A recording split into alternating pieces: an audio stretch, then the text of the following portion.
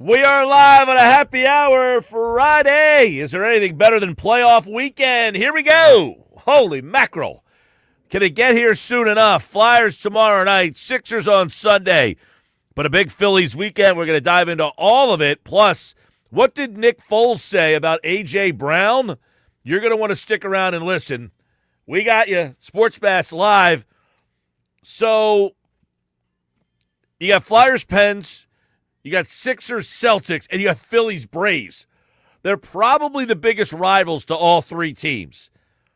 Obviously, Eagles, Cowboys is the big one for many people out there. But Flyers, Penguins, Sixers, Celtics, and Phillies, Braves are probably the biggest ones. And you got them all this weekend. What's the biggest ones for you guys out there? Penguins, Braves, Celtics, let us know. At Mike Gill Show, vote, vote, vote, vote, vote. Get a part of the show. Let me get you the White Horse RV text board. 609-403-0973. We're busy today. Durso, Kevin Durso, our Flyers insider, joins me in about 28 minutes from now. We'll get all the little insight that he thinks will make this an interesting series. Do the Flyers have a shot to make a deep playoff run? Can they beat the Penguins? Should they beat the Penguins? All that with Kevin Durso coming up. Phillies Fastball. Oscar Budajin will join me at 3. No Jeff today. He's actually traveling. Ryan Rucco, he'll call the Sixers and the Celtics on the national ESPN radio feed. And, of course, Adam Caplan for football at 4. The Nuggets today, we'll talk to Nick, and Sal Paolantonio will join me at 5 o'clock tonight for a Sal Pal Friday. What is he hearing about the Eagles draft 2026? We'll also do Mike McGarry tonight live from the ballpark at Citizens Bank Park at 5:30. Phillies lineup should be out sometime around the fastball. And, of course, you guys are always a part of the show. 609-403-0973. You know, the one thing for sure is everybody's geeked up, jacked up, ready to go about the Flyers. And by the way, the Flyers' full schedule finally has been released.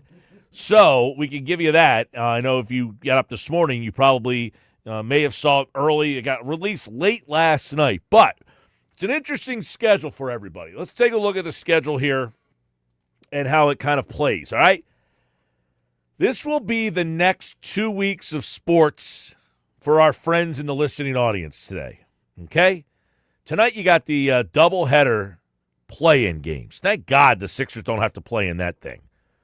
But the Magic play the Hornets, the Warriors play the Suns. We have both games on 97.3 ESPN. Tomorrow night at 8 o'clock, the Flyers play the Penguins in Game 1. Tomorrow night, 8 o'clock. Sunday on 97.3 ESPN, by the way. Flyers, Penguins, tomorrow night, Game 1. Sunday night, Game 1, Sixers, Celtics, Sunday afternoon, I should say. Pre-game at 12:30, 1 o'clock, Tom McGinnis on the call. 6:30 coverage begins the Sunday night baseball, Braves and Phillies. So if you are driving around on Sunday, we've got you covered from 12:30 until about 11 o'clock with Philadelphia 76ers and Phillies. Monday, Flyers, Penguins, Game 2. Tuesday, Sixers, Celtics, Game 2. Wednesday, Flyers, Penguins, Game 3. Thursday, NFL Draft Round 1. Draft party live at the Balcony Bar. No Flyers, no Sixers. You get the draft all to yourself. Thankfully. It's been a while, I feel like, that the Sixers, now they didn't make the playoffs last year, neither did the Flyers. So the Flyers haven't made the playoffs since 2020, and those were like outside of this time of the year. 2018 was the last time. I don't know if they were up against the draft or not, but I feel like the Sixers have been up against the draft the last couple times they've made the playoffs, and that's annoying. Now, Thursday night, draft all to ourselves. Friday, Sixers, Boston, Game 3. NFL Draft, rounds 2 and 3, bang. So you get a little Sixers-Boston. You can flip back and forth with the draft. Saturday, NFL Draft rounds 4 through 7. That will take you right up until Flyers-Penguins, 8 o'clock, Game 4 on 97.3 ESPN. Bang, how about that? Sunday, Sixers-Celtics, Game 4. Monday, Flyers-Penguins, Game 5. Tuesday, Sixers-Celtics, Game 5. Now, I know most people think the Sixers could be done by then, but I'll play along. Wednesday, Flyers-Penguins, Game 6. Thursday, Sixers-Celtics, Game 6. Gentlemen, are you coming up with excuses yet? I mean, you got to figure out what to do every single night. Friday, you get a little bit of a break. They have no games Friday night, May the 1st. So that's your night, boys. There's your night. Say, hey, Friday night, I got to come up with something to do. I got to do something that will be nice. Except for Saturday. Because if it gets to Saturday, my friends, this could be the apocalypse. Saturday, May 2nd. Game 7, Sixers-Celtics. Game 7, Flyers-Penguins. They avoid each other every single night unless they both make it to Game 7. Saturday, May 2nd could turn out to be one of the most interesting Philadelphia sports days in our lifetime when you think about it. It could set up for 2 Game 7s. Now, do we see that happening? Most likely not. But I was having a discussion with a buddy of mine today in which we both said not one person that we know, nobody, anybody in your circle, does anybody you hang out with in your circle think that the Sixers are going to win? Is there anybody that you hang out with in your circle that thinks the Sixers have a shot? Is there anybody that you hang out with in your circle that think the Sixers can at least make it to 6 games? I can't find anybody. Isn't this the Sixers team? We talked about this before. The Sixers team seems nondescript. No one seems to be into it. Isn't this the Sixers team that maybe surprises us all? You remember in 2012, I think it was? I think it was 2012 or 2011. That Sixers team that took us all the way against Boston to the Eastern Conference semis. They had beaten the Bulls in the first round. And then they went 7 games with the Celtics. Nobody thought that team could go 7 games with the Celtics. And they took us on a ride that was one of the more fun teams in a long time. And that regular season team, nobody cared about. It was Iguodala. It was Thaddeus Young. It was Drew Holiday. And then that team got bounced in the 7th game by the Celtics and really started the process. Because after that, they traded for Bynum because they said, hey, we won 7 games with the Celtics. We're right, we thought that was as far as that team can go. So let's bring in a guy like Bynum, and that could be the guy that puts us over to the next level. Bynum never played. He was gone. Sam Hinkie gets hired. Fast forward to 2026, and they still can't get out of the second round. So here we are. Can the Sixers do something that will shock the area? Unlikely, but I can digress on that one. And then there's the Flyers. This team that has essentially come out of nowhere. I mean, this was a team that was just middling in the middle of the road for much of the season. And then it wasn't even in the middle of the road. It seemed like it veered off into one of those, like, you ever drive and see those on the highway for the big rigs that lose their brakes, and they have those like dirt pits that they can go up so that if they lose their brakes, they can ride up that thing to, slow them down and stop them. That's where it looked like the Flyers season was going. I mean, for a while there, this team looked like they were in no man's land. And they went out west. In January, the Flyers had lost 7 out of 8. And, I mean, at one point, they were 24-20 on January 31st. They had lost 1, 2, 3, 4, 5, 6, 7, 8, 9, 10, 11 out of 13. They lost 11 out of 13. And then, all of a sudden, that Olympic break came, and I don't know what happened, but this team has become one of the more unbelievable stories that we can remember in a long time. Even after they had that West Coast trip, they lost to Columbus, then they won 3 in a row. They lose those 2 games to Washington and Detroit, and you're like, all right, that's it. We were on a Friday show. They're getting ready to play the Islanders, and the math still didn't look good for them. And they found a way to win that game. And here they are. They lost 1 game the rest of the way. They needed to win virtually out, and they lost the game against Detroit. And that loss against Detroit did not look or feel good. But then they go to Winnipeg and win 7-1, and they find a way to beat Carolina. And then Montreal, the game doesn't even mean anything. And here they are playing, the Penguins. They have played the Penguins in the playoffs 8 times. This is kind of like not quite when the Sixers play the Celtics. They have played 23 times in the playoffs. That is the hammer and the nail. The Sixers haven't beaten the Celtics since 1982 in the playoffs, and they have played various times in between.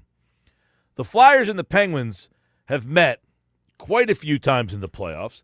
They have met in 2018 most recently, 2012, 2009, 2008, 2000, 1997, and 1989. The Flyers are 3-4 in those games, in those series. The 2000 series is a very memorable one. It was the Keith Primeau 5 overtime game. So they've had some moments that definitely stand out. But here they are again. The 2 teams will meet. Penguins and Flyers, Sixers and Celtics.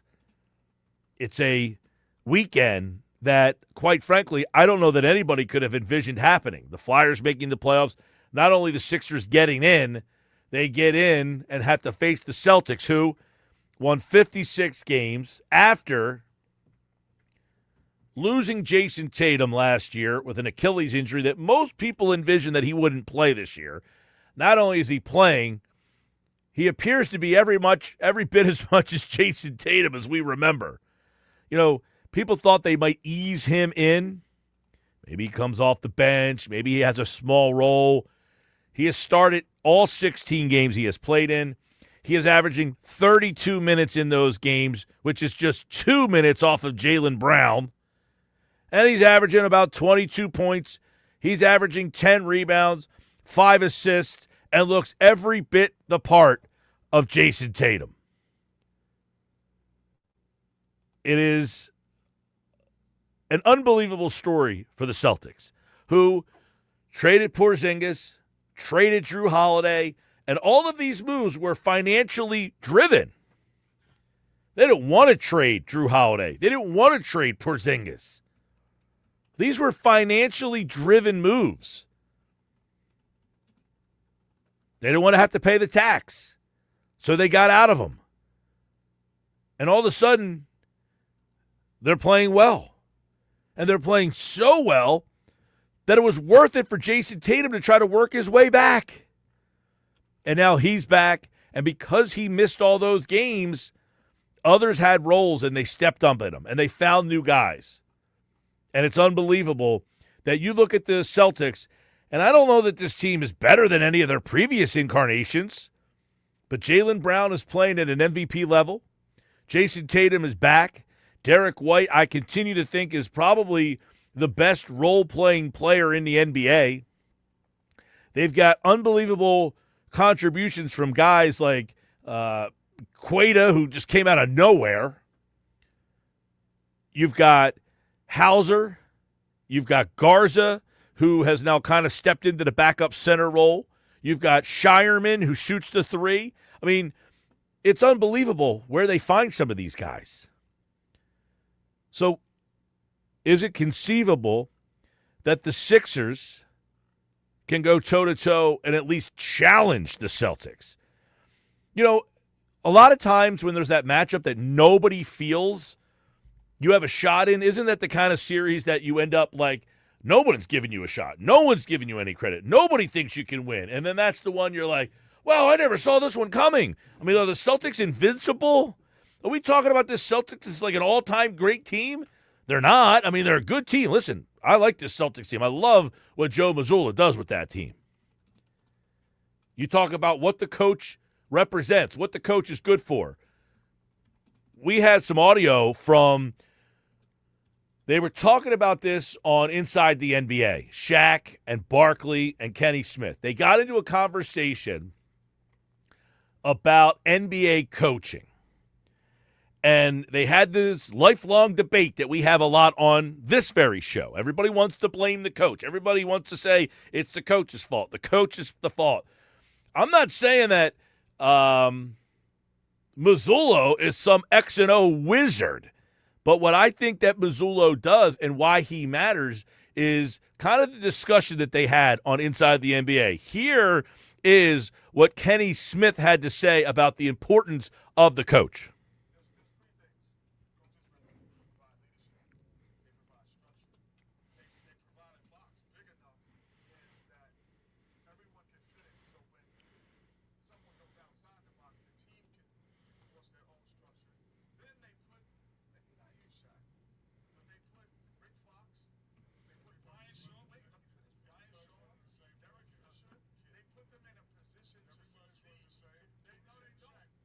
So he is saying the stuff that they provide leadership, those are the things that Kenny Smith talked about as what is important to him. Now, that all stemmed from Shaquille O'Neal saying this about what he thinks about the NBA coach.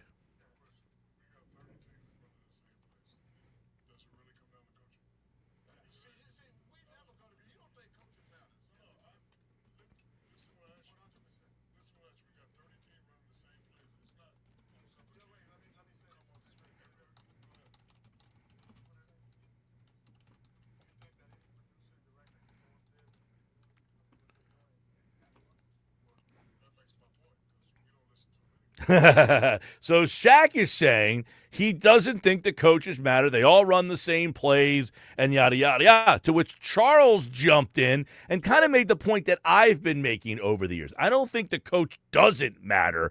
I just think they're lower on the list of reasons of what I put as mattering. And Charles kind of maps it out.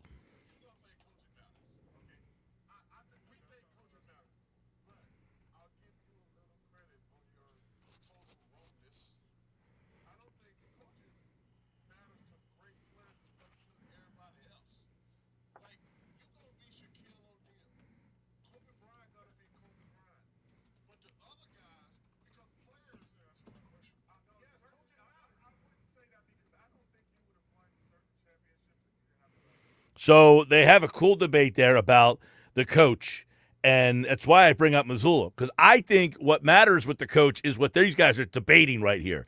I think Mazzulla sets an unbelievable culture. I think he's a great leader. I don't know that he's an X and O wizard. I don't know that he's, when you say, who are the best coaches in the NBA? And everybody goes, it's that Mazzulla. He's awesome. I don't know that he's some tactical wizard. But what I've been saying over the years about what the coach does matter for is what Joe Mazzulla, I think, is the best at. setting the culture, the leadership. He knows how to get the most and when to push the right buttons. And I don't know that Nick Nurse has done, when I talk about doing a good job, I don't know that Nick Nurse has done a good job of getting the most out of his guys. Maybe we're wrong about that. We'll talk to Ryan Rucco coming up at 3:30 about that very discussion, about what the Sixers have done well this year to win 45 games without Joel Embiid and Paul George for a majority of the season.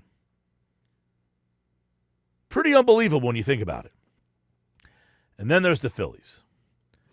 609-403-0973. Terry in Galloway says, just yesterday you were talking about the Sixers with clarity, acknowledging they have no chance. Today you're talking about them winning the series. I did not say anything of the sort, Terry in Galloway. I did not say anything of the sort that they are going to win this series. Maybe you've had a little too many.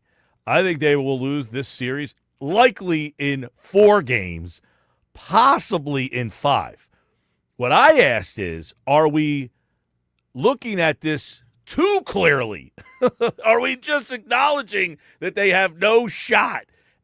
Because everybody, when you're on the same page and everybody's like, they got no shot, you're like, oh, my God, how did this team? Terry, you heard me completely wrong. I don't think they have a shot in this series. I don't think they have a shot. And one of the reasons is because of what these guys just talked about. They're saying coaching matters, coaching doesn't matter. Shaq doesn't think it matters at all. Kenny and Charles are on my side. They don't think it matters with the X's and O's as much as it does with setting the culture, the leadership, getting the most out of the role players. Charles broke it down. I like Shaq said, hey, you could have the best producer in television. We ain't listening to him anyway. 609-403-0973. Yeah, I don't think the Sixers have a shot at all in this series. And part of it is because I think Mazzullo, that game against the Magic, it set the tone for who the Celtics are. They refused to just roll over. In a game that didn't mean anything for them, they beat the Magic and sent the Magic to Philadelphia. It was almost as like the Celtics were like, we want to play the Sixers, so we'll beat the Magic so the Sixers can beat them, and then we can take them down again. 609-403-0973. Hit us up on the White Horse RV text board. White Horse RV in Williamstown and Galloway. Your RV adventure starts here. What's on your mind on this weekend? And then there's the Phillies. We're going to get into them in about a half an hour here on the Sports Bash Live. Phillies Fastball. We'll look at the matchup between the Phillies and the Braves and why this is such an important series for the Phillies. The Phillies are 3.5 back already. Let's just hypothetically say they get swept. They would be 6.5 games behind the Braves. And we're not even out of April yet. Yeesh. Sports Bash Live, listen for the sounder. This hour, today is your final day to qualify for the draft party. Last day, and we had a ton of people who got in this morning. So congratulations to those people. We will contact the people who got in. You are in for the draft party. Today is your final chance to hear the sounder on the show. When you hear it, be the right callers, and you will be in for a chance to win Eagles Club Box tickets. We are just getting started. 2 o'clock hours brought to you by the law office of Craig A. Altman, proud sponsor of Philadelphia sports coverage in South Jersey. Listen, as the Sixers and Flyers prepare for the postseason, you know what you need to do? You need to prepare if an injury happens, slip and fall at work, car accident. These are the kind of things that you may not want to plan for, but you need to plan for, and you need the best in the business, and that's Craig A. Altman. Tough cases, tougher lawyers. Don't let the insurance companies beat you to the punch. Let Craig A. Altman and his team help you. Call them at 856-327-8899. It's 856-327-8899. Or visit them online at CraigAltmanLaw.com with offices in Vineland, backed by a affiliate law firm that knows how to win. Coming up, Flyers and Penguins, all the nuggets you need. Not Nick's nuggets. Kevin Durso joins me next.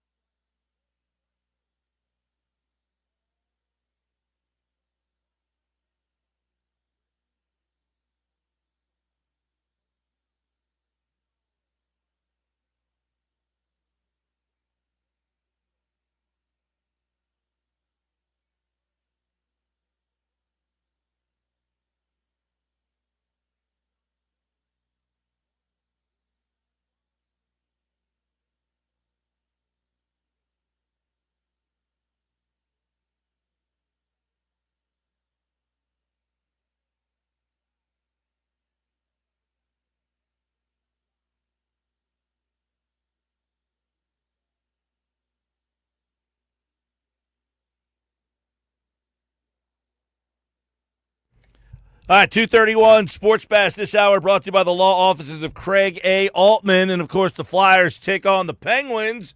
Game 1 tomorrow night, 8 o'clock on 97.3 ESPN. The Penguins hosting the first two games Saturday and Monday. The Flyers will be the host on Wednesday and Saturday. So a little layoff in between Game 3 and 4 at the Xfinity Mobile Arena. Kevin Durso might be able to tell us why the strange scheduling and why the delay in the scheduling. Plus, we'll take a look at the matchup. Flyers insider Kevin Durso is back for the Flyers and the Penguins, Durso. So why did it take so long for the NHL to – it didn't come out to like midnight last night?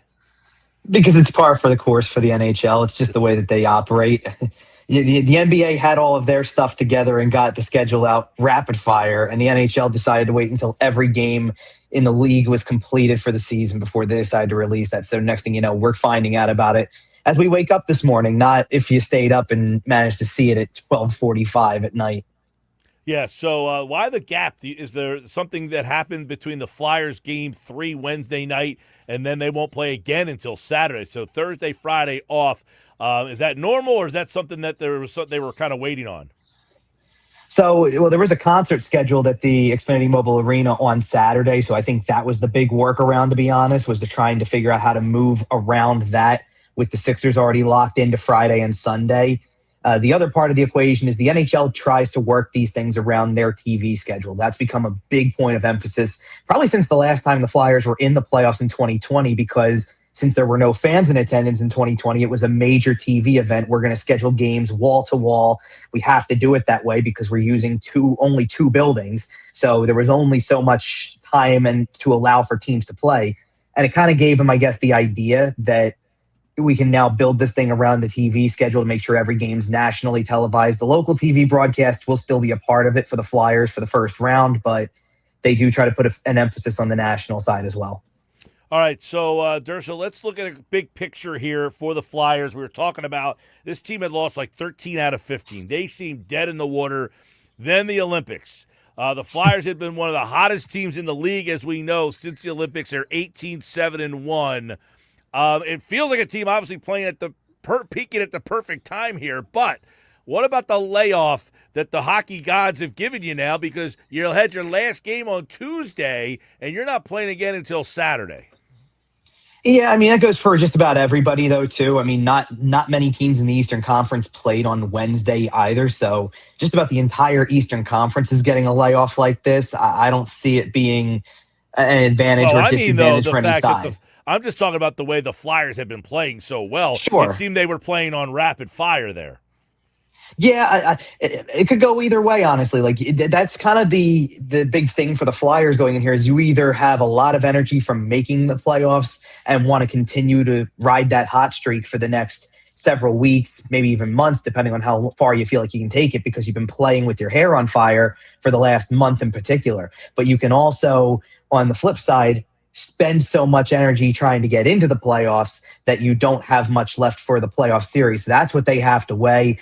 And, is there disadvantages to not playing after, going really going at it for, like what we said, it was something like 7 games and realistically it was something like 7 games in 12 days that they all played. They technically played 8 in the final 13, I believe, but resting enough guys on Tuesday clearly was by design. So yeah, it's fair to question it. It's fair to question whether or not that carries over, that now that you basically put everything on pause after you finally made the playoffs, can you pick it back up starting with game 1 tomorrow night? Exactly. I mean, this is a team that had been playing playoff-level games almost every other night, and now you kind of hit this malaise here. And then, of course, you're playing the Penguins. Sidney Crosby, obviously we know his success against the Flyers, more points against them, goals and points against the Flyers than any other team in history.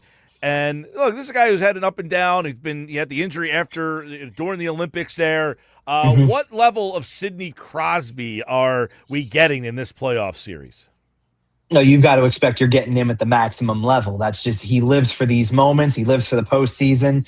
He definitely heard the noise coming into this season about whether or not they were going to be there. So the fact that he's still in Pittsburgh and on a playoff roster is pretty important to him, I would say. So now that they're there, you're going to get you're going to get the version of Sidney Crosby you expect to get, which is just a guy who delivers in the big moments, who's been there, done that before, and is continuing to deliver in the big moments even as he gets older and gets close to the end of his career. He's still on top of his game, and you've got to expect that.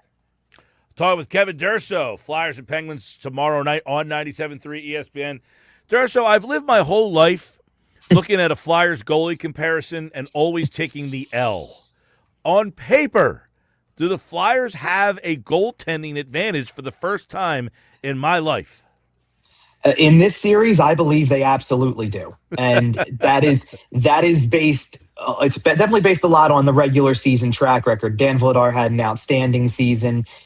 Pittsburgh stabilized the goaltending a little bit after making the trade that they did to get Stuart Skinner, but the numbers don't jump off the page at you. The thing with Stuart Skinner is going to be whether or not you believe that he can do what he's done for the past 2 years in the playoffs and flip the switch randomly and go from being kind of a mid-level goalie to lights out and helping get his team to the Stanley Cup final 2 years running in Edmonton. Now he's in Pittsburgh, but if you're going off, not only just going off a track record, but even just recently, like a couple of the numbers I provided in the series preview I posted this morning, the Penguins are one of the best offensive teams in the league and consistently have been all season. And they were actually tops in the league over their final 15 games, averaging 4.07 goals per game. The Flyers, who had spent the whole season, if you looked at the season as a whole, averaging 2.93 goals per game, actually upped their total in the final 16 games to 3.56. So a huge boost in offense, which you can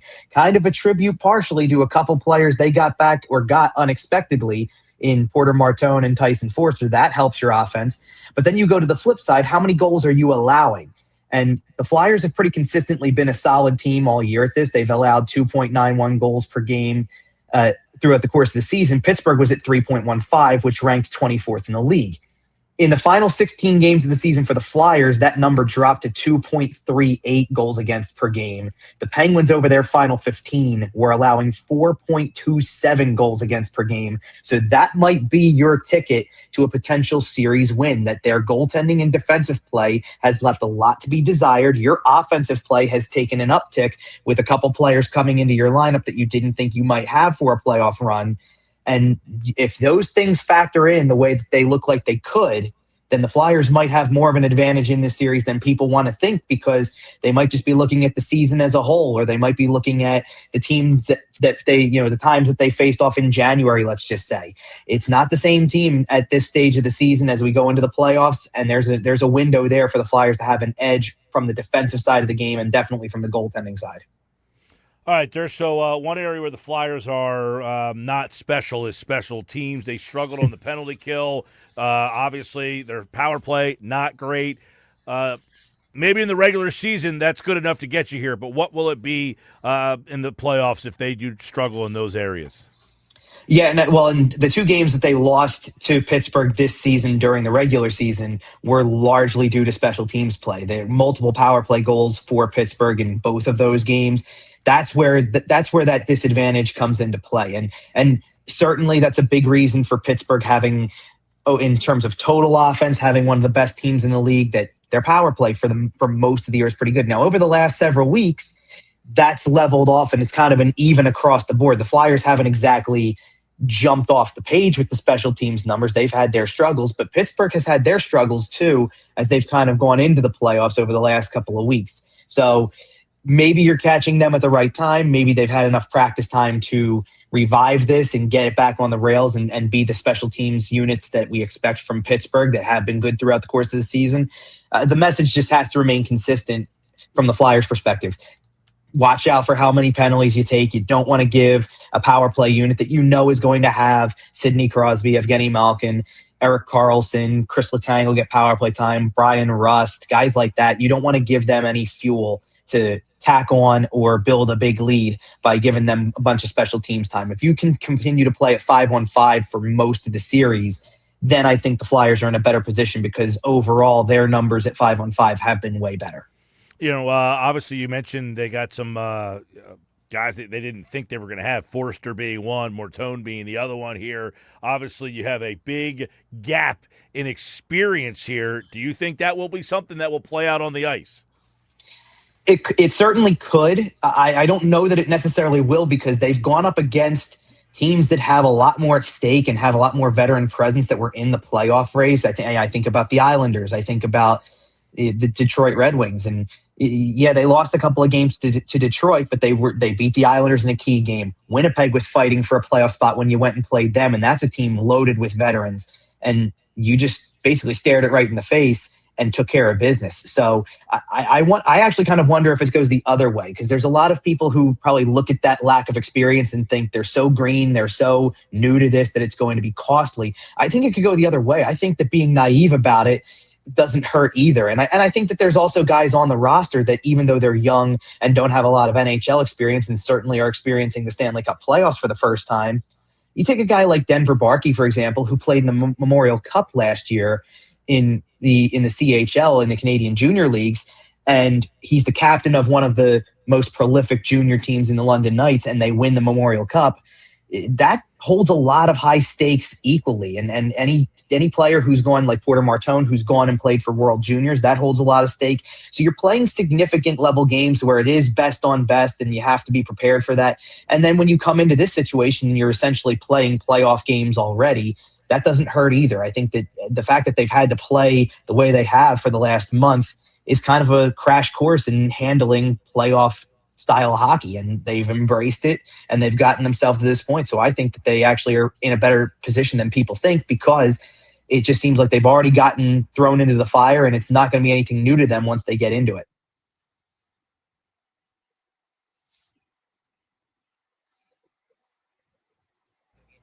We lost Durso Batch Live. There you go. We lost you for a second there, but you're back. And, of course, let's get some X factors for you in this one. It sounds like, the Flyers have the young guys. They've got the older guys, Crosby, Malkin, Carlson. So they've got still some headliners for the Penguins. But what's some X factors that you're looking at in this series? Yeah, I picked out two individuals for it to try to go off of the main core that everybody's used to. So from the Flyers side, I think Porter Martone's an X factor, because he's been an X factor since he got here. He's been the player that you didn't think was going to be certainly on the roster this early. Michigan State didn't make the run that people thought they were going to make in the Frozen Four. He arrives, and it's not just that he arrives and gets to play. He's had an immediate impact from day one. 10 points in 9 games so far in his career, and now you get to experience playoff hockey. He looks like every bit the type of player that you would want to add in time for a playoff run. He looks like he's built for the physicality. He looks like he's built mentally tough for it. So I think he's a clear X factor in this series. And on the other side, Anthony Mantha's he's been in the league for a long time, but it's his first year with Pittsburgh, and it's been a career year for him. He breaks 30 goals for the first time in his career. Not necessarily the first name I think you're throwing out from Pittsburgh's core. He's not among the Crosbys, the Malkins, guys like that. But I think that is a player you're going to have to keep an eye on throughout the course of the series, because he's been a key offensive contributor for them all season long. Kevin Durso, all right, let's get a prediction from you. The Flyers and the Penguins. Right now, the Penguins had the regular season. The Flyers had the better finish. Flyers haven't been in the playoffs really since 2018, 2020. Who remembers that? Mm-hmm. How do you see this series going? Yeah, I don't know if I want to put, a pick and a number of games on it. Here's what I will tell you. I don't think this series goes less than 6 games. I think it absolutely runs at least 6 games, that it is going to be a very competitive series. It feels like the Flyers are catching this team potentially at the right time. They're coming in as the hot team.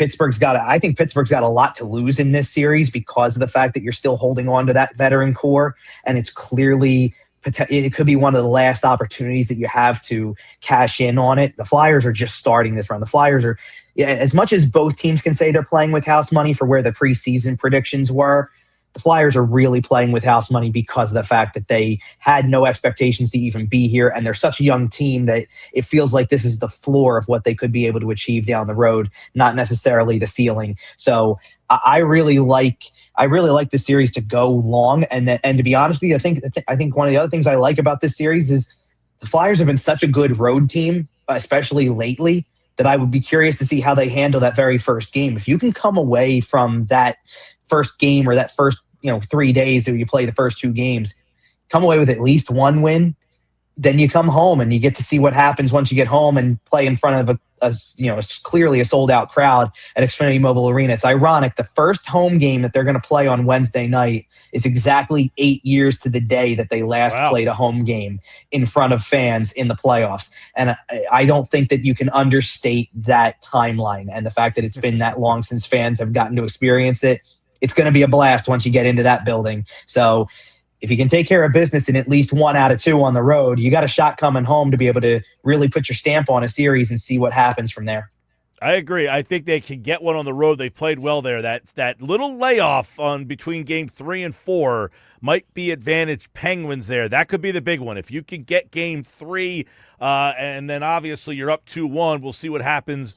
But it all starts tomorrow night, 8 o'clock on 97.3 ESPN. You can listen to every game of the Flyers and Penguins series right here on 97.3 ESPN. And don't forget, you can listen on the 97.3 ESPN mobile app. So if you're not near your radio, you're not near a TV, you can download our app and listen to the Flyers on your phone. And, of course, every game on 97.3 ESPN. And Kevin Durso has coverage of every game at 97.3ESPN.com. Aren't you glad you came back for this season? Yeah, no kidding, right? All right, man. Well, we'll look forward to the coverage tomorrow night, and we will talk to you on Monday. Sounds good. Thanks, Mike. Kevin Durso, 97.3ESPN.com, our Flyers insider. Of course, has been a long-time member of our team covering the Flyers, and Kevin Durso will be a part of our coverage, and then we'll have him back on Monday to recap it all, and we'll be getting ready for game number 2 on Monday night. I'm Mike Gill. This is the Sports Bash. When we come back, we'll take a look at some of the key numbers in this matchup and how they have ranked next to each other this season. But first, I want to tell you this hour of the show is brought to you by the law offices of Craig A. Altman. Next hour, Phillies Fastball, Ryan Rucco. Rucco is calling the national coverage of Sixers and Celtics as he prepares for this series. What is the storyline for Philadelphia? Plus, our Phillies Fastball, how important is this game against the Braves? That's coming up next hour on the Sports Bash.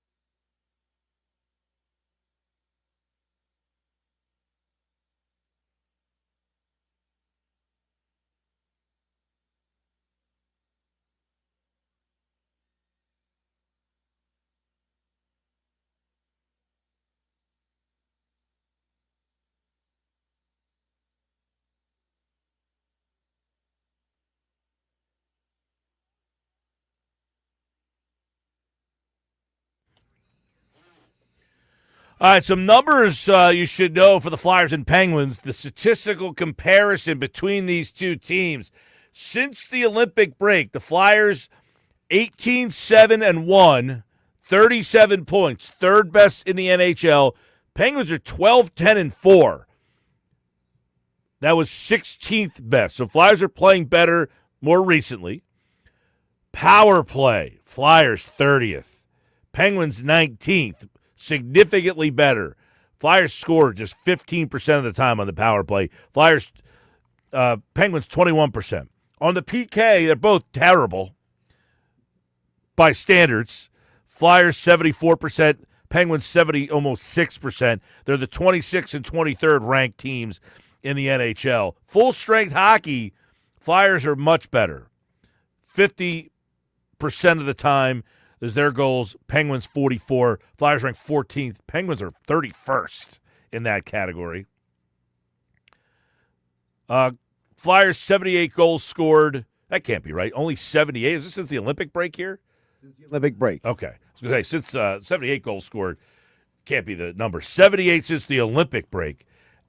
Penguins 99, best in the NHL. Yeah, all these numbers are since the Olympic break. Flyers 62 goals against, third fewest. Penguins 96, fourth most. So they're scoring, they're giving up goals. Flyers not scoring as much, but they're not giving up many, which is un-Flyers-like. Because they have, as Durso said, maybe the advantage in net. 609-403-0973. It is the Sports Bash. Coming up next hour, how important is this series for the Phillies? Our Phillies Fastball segment is next. Right now, I need caller 6 and I need caller 7. You can win a pair of Eagles Club Box tickets for a game at Lincoln Financial Field. Here's the number. Last day to qualify is today. 609-573-3776. Caller 6 and caller 7. You are in. It's our last day to qualify to win a pair of Eagles Club Box seats for a game at the Link this season. We'll also be giving away an overnight stay at Ocean Casino Resort, $150 Ocean Casino gift card, concert tickets, comedy shows, and more. It's all at our Eagles draft party at the Balcony Bar. We will be there. And don't forget, that day, Phillies day game, Phillies Cubs day baseball, leading you into the draft. We'll see you at the Balcony Bar. Good luck.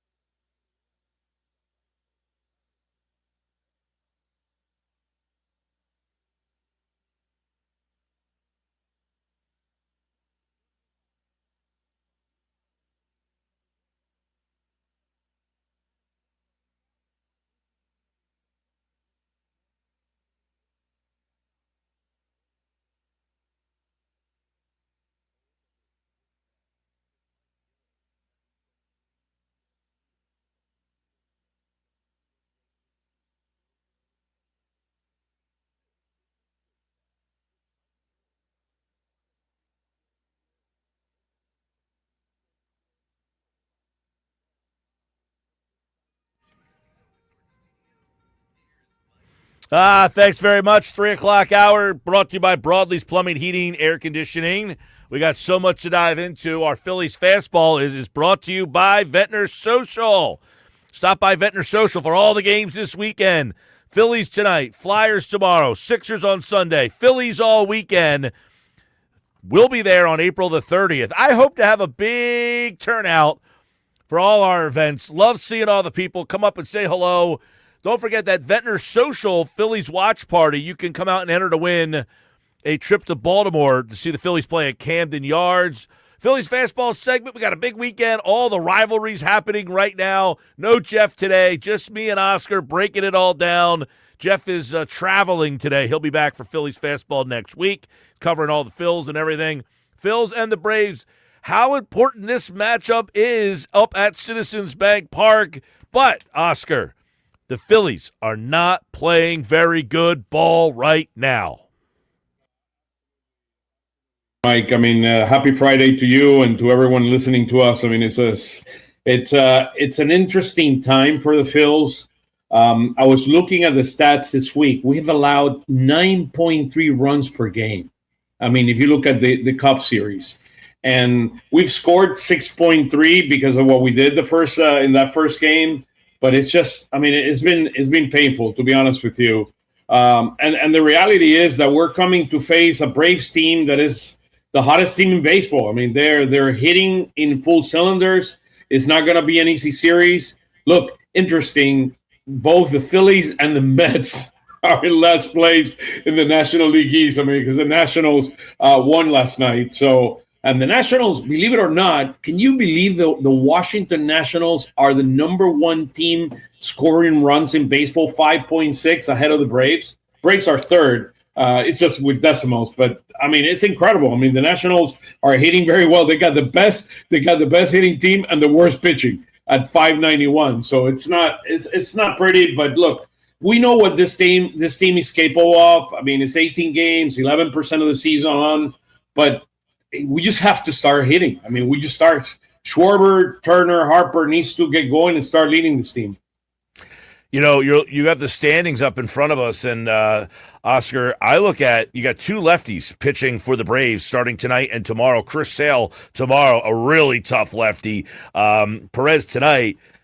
If you happen to get swept in the series, you could be almost 7 games out before we get to the month of May here. And we talked about the Braves last year, got off to that terrible start, and they could never get back into it. This is the kind of series, it almost feels like the Phillies have to find a way to win one of these games against the lefties and then hope that Andrew Painter gives you a good game on Sunday night.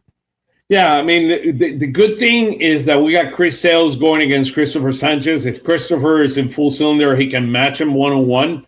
Chris Sale is a tremendous competitor, one of the best pitchers in baseball. If you win a Game 7, he's probably one of the top 5 guys you think of in a Game 7 because of his competitiveness.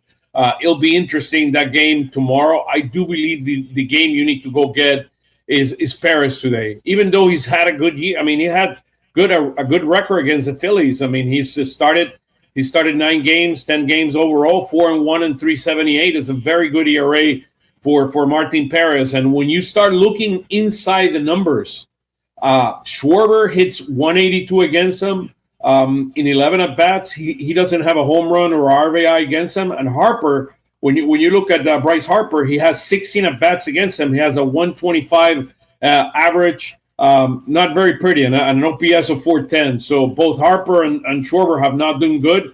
But the good news is that, believe it or not, Alec Baum has a 471 batting average on 17 at-bats against Martin Perez, and the other one have done really well is Mundito, has a 400 average, and Trey Turner as well. So you see the right-handed batters have done damage against Perez, and we're going to have to – I'm sure Sosa is going to be in the lineup today. Maybe Alec Baum, because of his history against him, could be playing tonight. Yeah, Perez, by the way, 10 games against the Phillies, 4-1 with a 3.78 ERA. And then on the flip side, this is a huge game. You're talking about you got to steal one of these games against the lefties. Perez is the best one, and you're turning to Taijuan Walker. And, Oscar, let's talk about his struggles. I mean, it's been well chronicled, 11 games against the Braves. He's been okay, 3-2. 3.63 ERA, but man, 4.63, 4.63 ERA. Excuse me. If you're down 2-3-0 in the first inning again, I would imagine that ballpark's going to get pretty restless. Yeah, we're going to have to start early. Today, all eyes are going to be on the Phillies because both the Flyers play on Saturday and the Sixers on Sunday. So all eyes are going to be on the Phillies tonight. This is going to be a huge game. It's a huge series. I mean, the Braves, number three team in all baseball scoring runs, and in terms of ERA, they're number one. So it's gonna be very, very tough to beat a Braves team that is hot and comes with confidence, winning 12 out of 19 games they play on.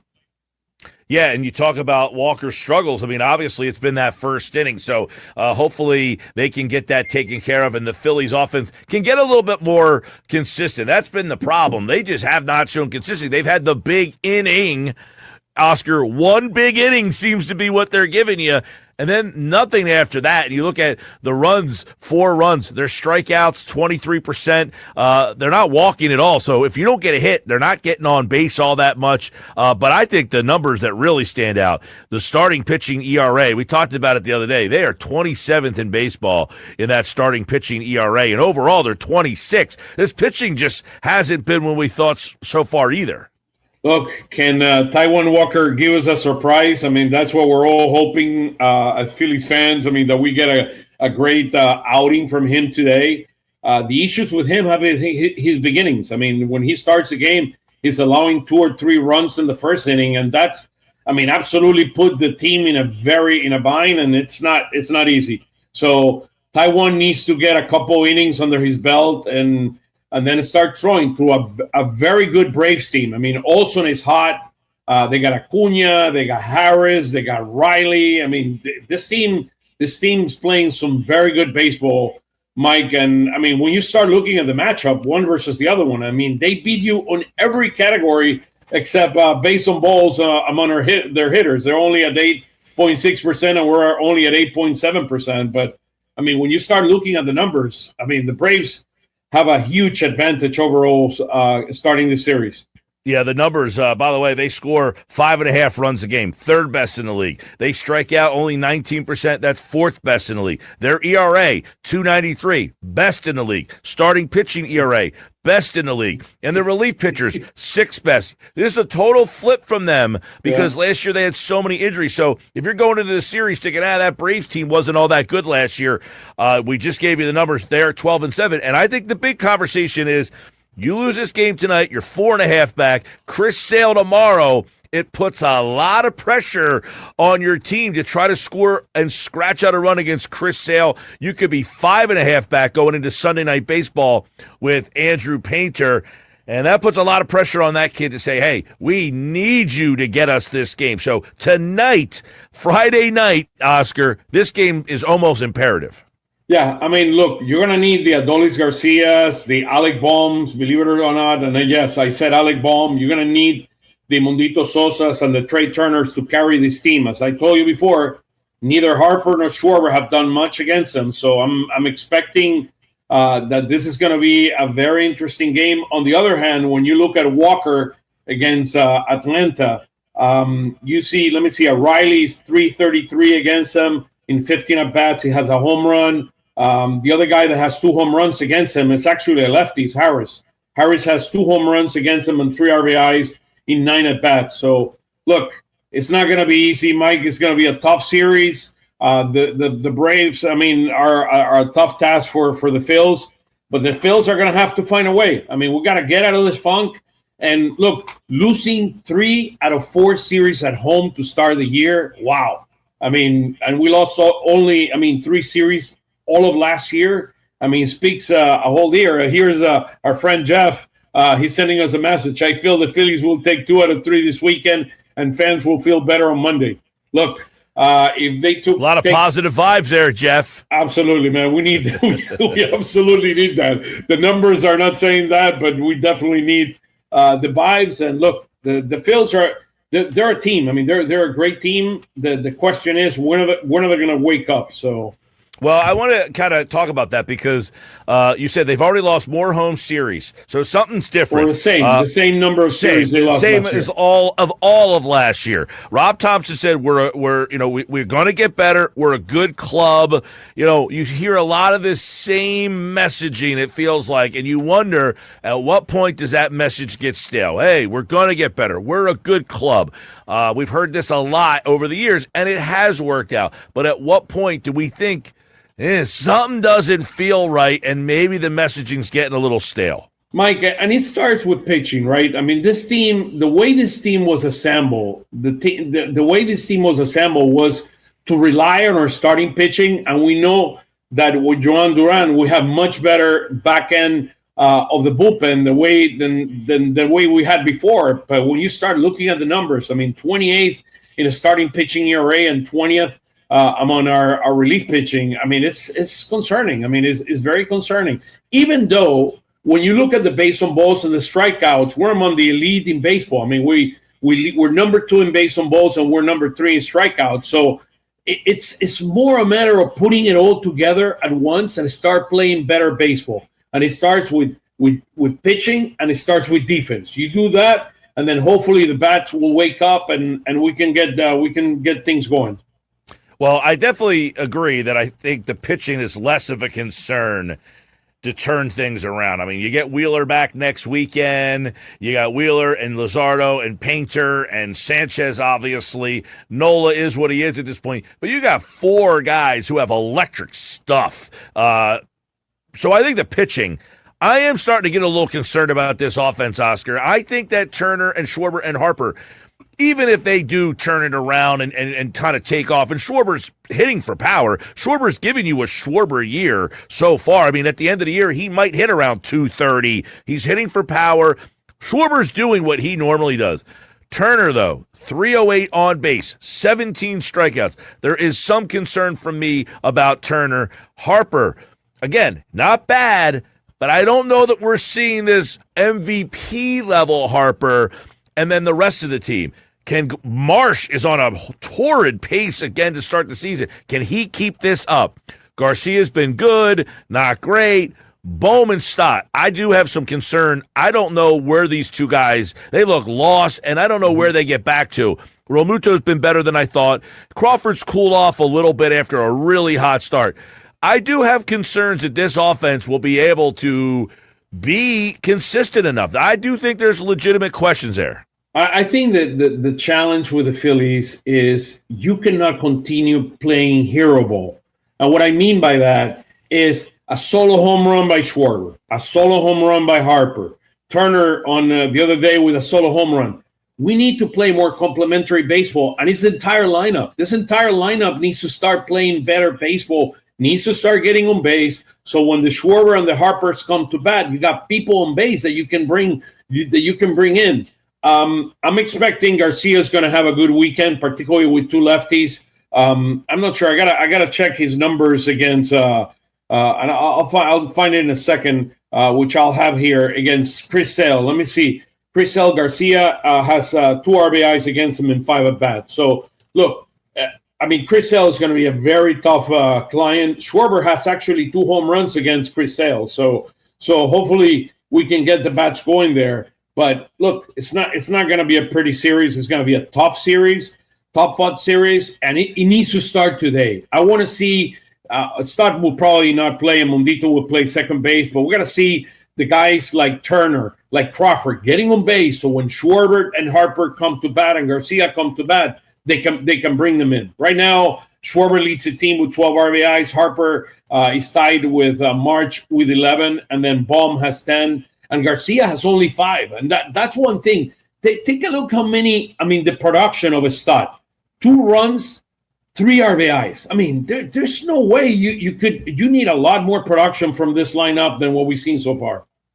Yeah, Oscar, and you talk about a guy to keep an eye on tonight. You mentioned it. Martin Perez is the starter. Alec Boehm is 8 for 17 with a home run. So if he doesn't get going against Perez, this is one guy he has really fared well against. Also, Trey Turner, 5 for 14 with a home run. Realmuto, 5 for 18. Harper just 2 for 16 Schwarber just 2 for 11.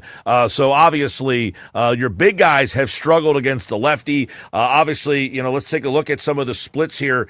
The lefties are really struggling overall. That number against left-handed pitching, that's not sustainable for success. 173 batting average, 287 on base, and a 537 OPS. That is not a winning ball club right there. It is not a winning ball club, and what happens is the heart of your lineup is lefty, right? With Harper and Schwarber and then March, which are your run producers so far this year, and they're not, hitting anything against lefties. So the next 2 days are going to be tough. You saw the numbers there for Schwarber. He has a couple of home runs against Chris Sale, so hopefully, but complete domination of Martin Perez against him. In 11 at-bats, he's hitting 182 with a 432 OPS. Those are not very promising numbers. So, let me ask you this, Oscar. With those lefty numbers being what they are, do we think the Phillies should start thinking about splitting Schwarber and Harper? It's a possibility. I thought about maybe putting Schwarber back to leadoff. Remember when this team in 2023, he was a leadoff, and then Turner was a second hitter. Maybe to start getting a different type of chemistry on this lineup and on this team. It's a very valid point that we probably should split them at least now, so we can get them going. That would be something I definitely would do. Yeah, you think about a possible configuration of Schwarber back at the top, Turner, Harper. Now the other problem is you would have Crawford. You would have Crawford and Schwarber, the back-to-back lefties from 9 and 1. There's your. Everywhere you slice it, you have too many lefties in this lineup. It feels like that's what it comes down to. Oscar. Crawford had hit well against lefties last year. He was really, really good against lefties. So maybe look, I don't mind that as much. And they're so different. One is a speed guy, make contact. The other one more the power hitter. I don't mind that, but we need to do something to spark this team. There's something that you need to do. Because, we cannot continue hitting the way we're hitting or pitching the way we're pitching. And look, let's be clear. It's not going to be an easy weekend when you got Painter. What can we expect of Painter on Sunday Night Baseball on primetime? It's going to be a lot of pressure on him on Sunday. And tomorrow you got Chris Sale. We have Christopher Sanchez, which is a good matchup, at least for us on paper. But then Taijuan Walker, you don't know. It's a box of chocolate. You don't know what type of chocolate you're going to get. I'll tell you what, Oscar. I hate to say it, but it's a big game for Walker tonight. He gets the ball tonight against this Braves team that's first place. You can't be down a couple runs early the way this offense is going, especially against lefties. If you're down 2-3-0, I would imagine the Boo Birds are going to come out, and this could be an ugly weekend here. Jeff, one of the people watching in the commenters, said you got to take 2 out of 3. To get 2 out of 3, you got to win this game tonight. I hate to say it early, but you can't be maybe 4.5 games back going into tomorrow against Chris Sale if they do not. And you look at what they have coming up here. For those of you who are watching on the video portion of the show, coming up next, you've got the Cubs for 4 at Wrigley, and then you're going back to Chicago for 3 more. This is a huge early stretch. 4 to Atlanta. You're going to Atlanta. Back you're to going Atlanta. 4 to Chicago, and then 3 games in Atlanta. Right, and look at those pitching matchup. You've got Imanaga again that you're going to face on Tuesday night. Jameson Taillon, always another guy with good arm. And then in that Brave series, you got Cabrera. He has a 1.93 ERA. He pitches tonight. He has a 1.93 ERA. He's going to go against Walker. That's going to be a huge disadvantage for the Phillies in that game. Yes, and by the way, the Braves next week, the Phillies do have their starters listed as Painter, Nola, and Luzardo. So we are keeping a look to see if Wheeler appears at some point maybe next weekend and whose spot he would take. By the way, Taijuan Walker is scheduled to pitch on Wednesday, the 22nd at Chicago. We know that Wheeler's pitching on Sunday. So I don't know where he would fit back in if he makes his next start in Philadelphia. He could probably jump in on Friday again, and you move Painter down and maybe go to a 6-man rotation. That is another big possibility, Mike. There, look, there is to me, you have to have the Eagles mentality, one game at a time. We got to focus on today and find a way to win today to then worry about tomorrow. Because the way you're right now, to be honest with you, if you look at our stats and our record, I think we're lucky that we're 8-10. The way we play, and the numbers, the way they look, we're lucky that we're 8-10 at this point. I would agree. I mean, they're just not hitting and they're not pitching in some of the games. I mean, that defense. Yeah, and I'm glad you brought that up. The defense has been terrible too, and the base running again. But this has been a problem. The base running has been a problem for the last couple of years. The defense, they've had some leaky defense this year, and you thought that was going to be better this year. Especially you got right field, much better outfield in right field anyway. You don't have nearly as good defense in center field with Bader and Rojas. Those two guys, excellent.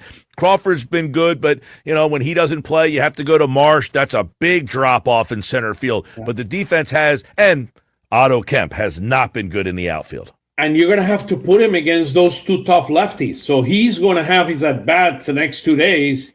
Look, if Otto Kemp does not deliver this weekend, he might be going down and bringing somebody up, because we need better production from a right-handed hitting in left field when March needs to sit down.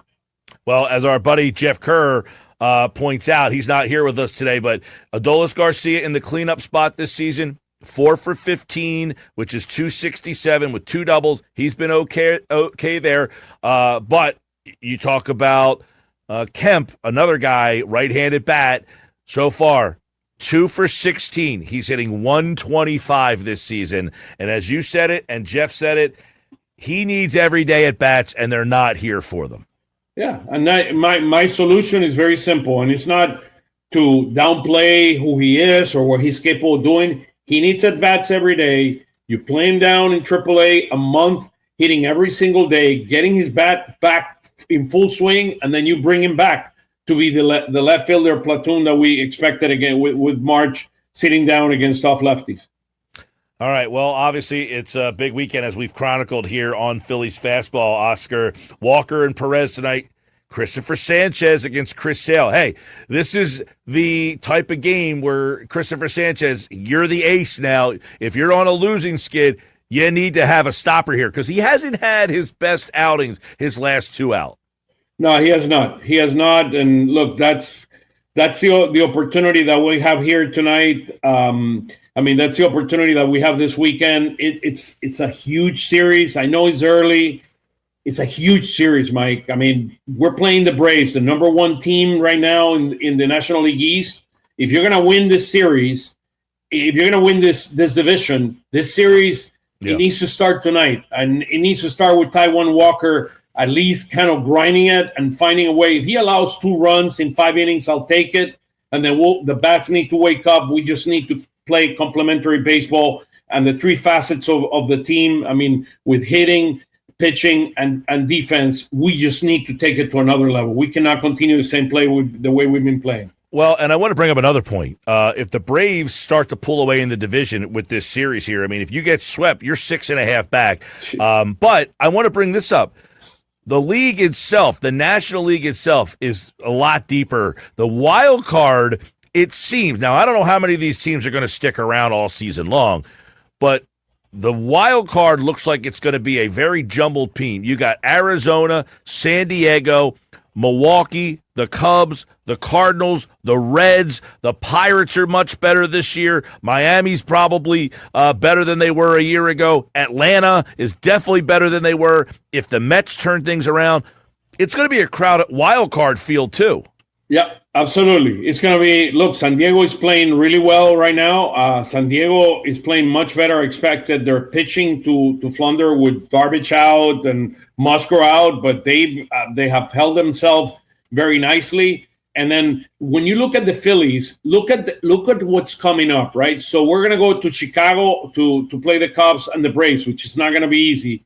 Then we have San Francisco at home, and we have to travel to Miami. Miami has been playing very good baseball. Alcantara is pitching very well. Eury Perez is a very good pitcher. They got talent there. Then we have the Athletics coming into town, and then Colorado. The Athletics are a very good hitting team. They might not have as good pitching. And then Boston, we need to go to Boston and Pittsburgh is in first place, believe it or not. I mean, it's not going to get any easy. I mean, it's not going to get any easy. We need to start playing better baseball, and hopefully as the summer begin to come in and the weather starts getting hot, particularly Schwarber and Harper needs to get going here. I will say it's been unusually hot, and the bats have not come. They have not joined this nice weather so far. By the way, the wild card, it's very early, but the Phillies are 2.5 games out of a wild card spot.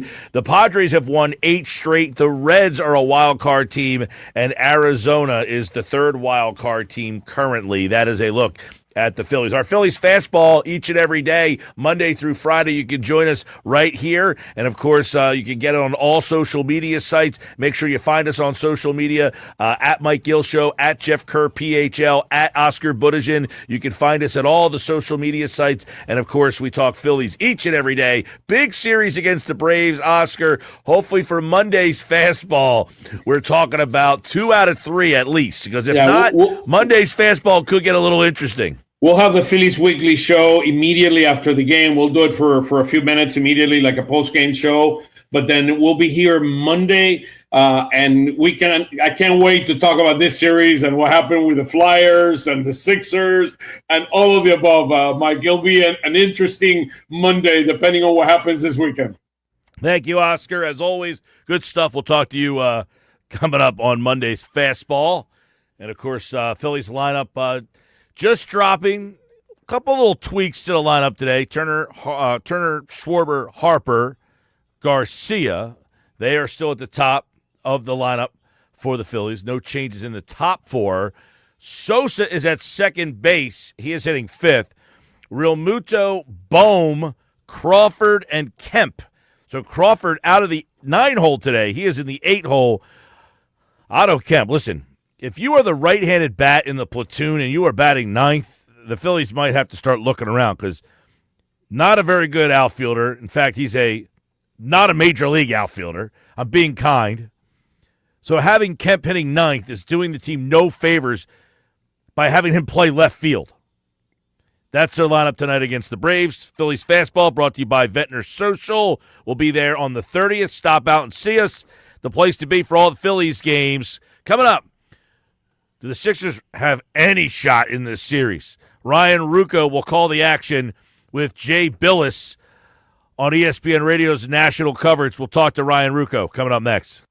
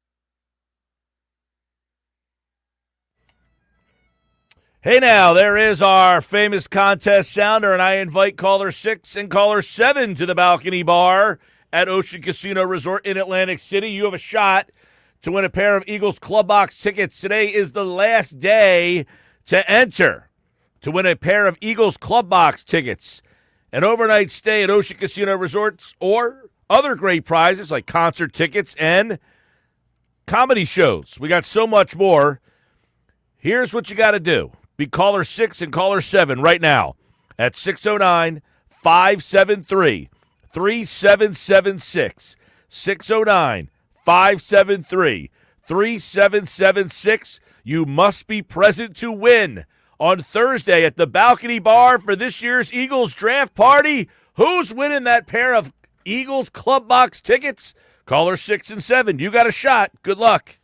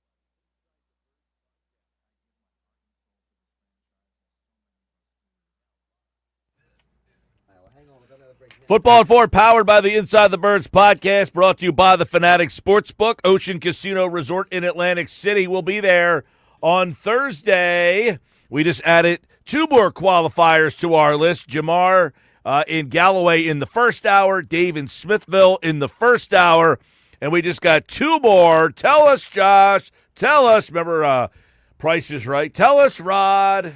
Come on down. Who you got? Yeah, the next contestant on this edition of Who Qualified for the Eagles Draft Party Contest, you got Michael in Ocean City and Sal Pal's favorite person, Johnny G in Ocean City. Okay, well, congratulations to those contestants there. We'll see them at the Balcony Bar at Ocean Casino Resort in Atlantic City. And don't forget, you can watch the draft, the Flyers, the Sixers, and the Phillies at the Fanatic Sportsbook at Ocean Casino Resort. Big screens, big bets, game day hits different at Ocean. If you had to pick one day, I guess you go Sunday. You got Sixers in the afternoon, Phillies for Sunday night baseball. You got a late Flyers game. But Thursday, we have the draft, and that means we have Adam Caplan, who joins us right now for Football at 4. What's going on, Adam? Yeah, Mike, when we talk next Friday, we'll be talking about, well, we think, if they stay in the first round, an Eagles first-round pick. So it'll be interesting always, as you know, Mike, to discuss Howie Roseman and his draft prowess, which came into focus with Jeff Mosher and I on our show this morning. We actually spent one full show talking about his turnaround, the problems previously before the turnaround, and why he's been able to turn it around. Well, let's talk about that, because there was a time on this show where people hated Howie Roseman, and one of the reasons why people hated him so much, Adam, was because of the failures in the draft, and a lot of those failures in the draft played out on the field and gave them some mediocre seasons, 10 years ago. So, Mike, when Howie got full personnel control, this is everything. This is the draft, free agency, 53-man roster, and 90-man roster. He didn't have all of that with Chip Kelly, and then in 2016 he got it fully. And very inconsistent from 16 through 20. If you really look at those years, starting at 16, he had some good drafts, not great. The 16 draft, Wentz and Malo and Jalen Mills. Mills started in the Super Bowl. Isaac would start later. And Wentz, obviously, before the injury, looked like he was going to be the best quarterback in Eagles history. We know how that ended, unfortunately. But those were 3 hits. The 17 draft was terrible. They had 8 picks. They didn't hit on any of them. 18 was great, but he only had 5 picks. Howie sometimes had a penchant for trading away picks. 19 draft, got Miles Sanders right. Dillard was a miss. J.J. Arcega-Whiteside was terrible. Sharif Miller never played. He played one game. He never made it in the NFL. Clayton Thorson never made it. 2020 draft. It's funny how things work out. Hurts is drafted as a backup. You know how that ended. Rager miss. That was it. They had 10 picks, Mike. What a terrible draft. And then something happened, Mike. In 21, I don't know what happened other than I think Howie was on a mission. Howie talked about that in his press conference with Nick Sirianni this week about how it would keep him up at night, how he thinks about this stuff every day. Well, he made a complete turnaround in 21. He did, and all of a sudden the Eagles started to build much better through the draft, and it's one of the reasons why their resume is what it is. And, he got full personnel control, as you mentioned, in 2016, and there was some rocky times, and now here they are with a couple of Super Bowl championships. And most people now, it's almost funny, Adam, they almost expect the Eagles to hit in the draft. He went from being a bottom of the 10 drafter through 2020 to now a top 5 drafter. Now, the way that clubs evaluate how they do is production, coaching tape, obviously, performance, number of starts, and then, of course, do you get a second contract? If you don't get a second contract, guys, bust. That's just the way it is. So if you look at 21, a phenomenal draft, Devontae Smith hit, Dickerson hit, Milt Williams hit, McPherson missed, Gainwell hit. That's a really good draft. Patrick Johnson's a mild hit because he came back and forth on special teams. So if you get 3 starters out of any draft, Mike, that's a great draft. 22 draft, really good. Jordan Davis, now that one was interesting because it took him 4 years to become a player, and he's really good. Cam Jurgens got a contract extension. We know he didn't play well last season, but he got a contract extension. Nakobe Dean was a hit. Kyron Johnson was a total miss. 6th-rounder. And Grant Calcaterra is a mild hit. I mean, he's a hit. 23. Jalen Carter is a hit. He's going to be a hit. Nolan Smith, we got to wait on that one. Tyler Steen, still have to wait. Sidney Brown miss. Ringo miss. Special teamer. Tanner McKee hit. Ojomo a hit.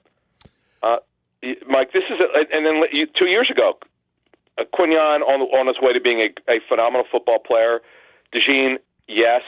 Jelix Hunt is on his way to being a good player.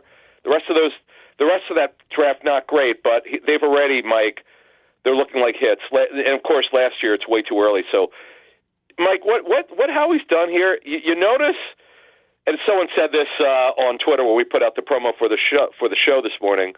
Well, he started drafting SEC teams, Mike. It's just funny how that started working out. Well, he did do that, but one of his best picks is from Toledo there, Quinyon Mitchell. Yes. So keep that in mind. However, you are right. It always felt like he tried to be the smartest guy in the room by finding these guys, and then I guess they just said, you know what, guys from Alabama and Georgia are better than guys from, I know we talked to Sal Pal during the season a lot, and he used to hate that they constantly would take Pac-10 Pac-12 players and said, you got to get out of the Pac-12 and start to go to the SEC. Well, they started to do that. So the Pac-12 stuff, it's interesting you brought that up. So there's a personnel director I'm a good friends with, and he said, unfortunately, the Pac-12 has a history of having soft football players. I'm like, wow, really? And he read off from the top of his head like 10 players who were soft.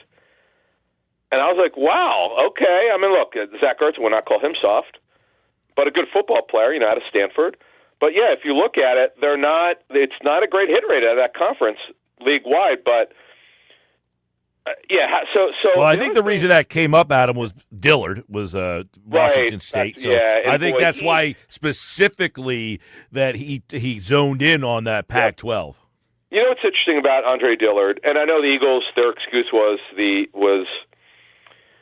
didn't have a great review of him from a personality trait because they didn't spend a lot of time with him because of the COVID issue. But it was well known. There was a question about his love for football.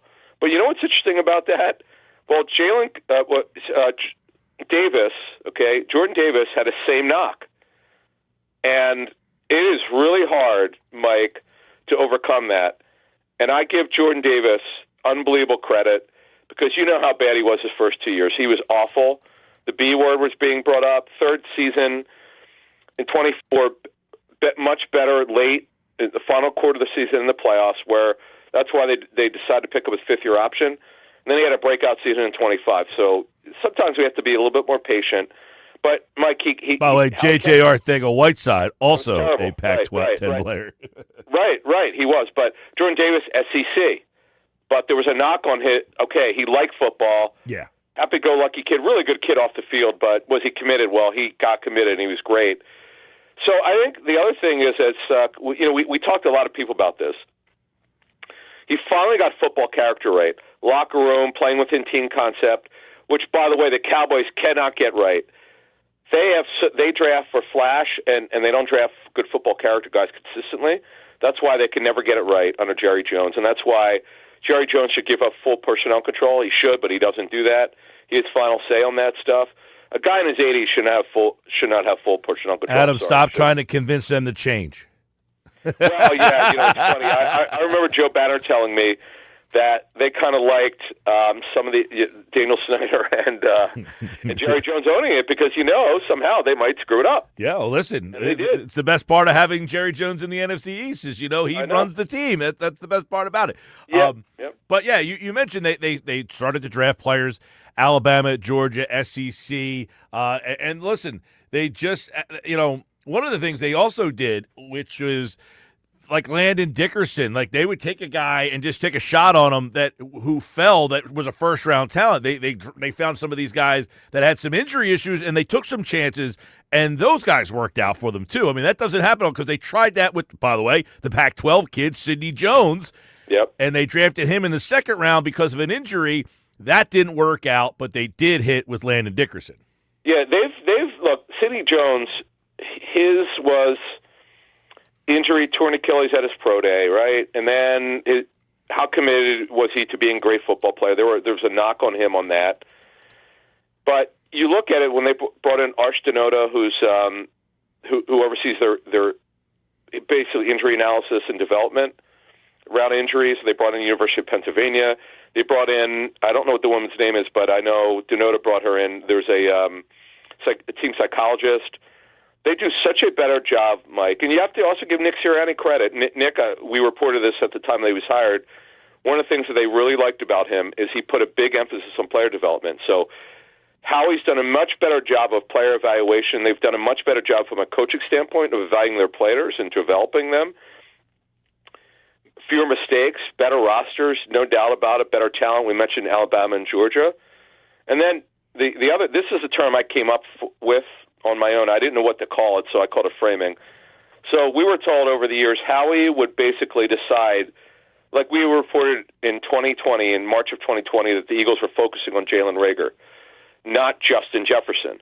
And people thought we were out of our mind. Well, what's comical is, and sad at the same time, yes, two things can be true, that they actually had Jefferson as a higher-graded player, but Howie threw that out the board, and he said, we need speed.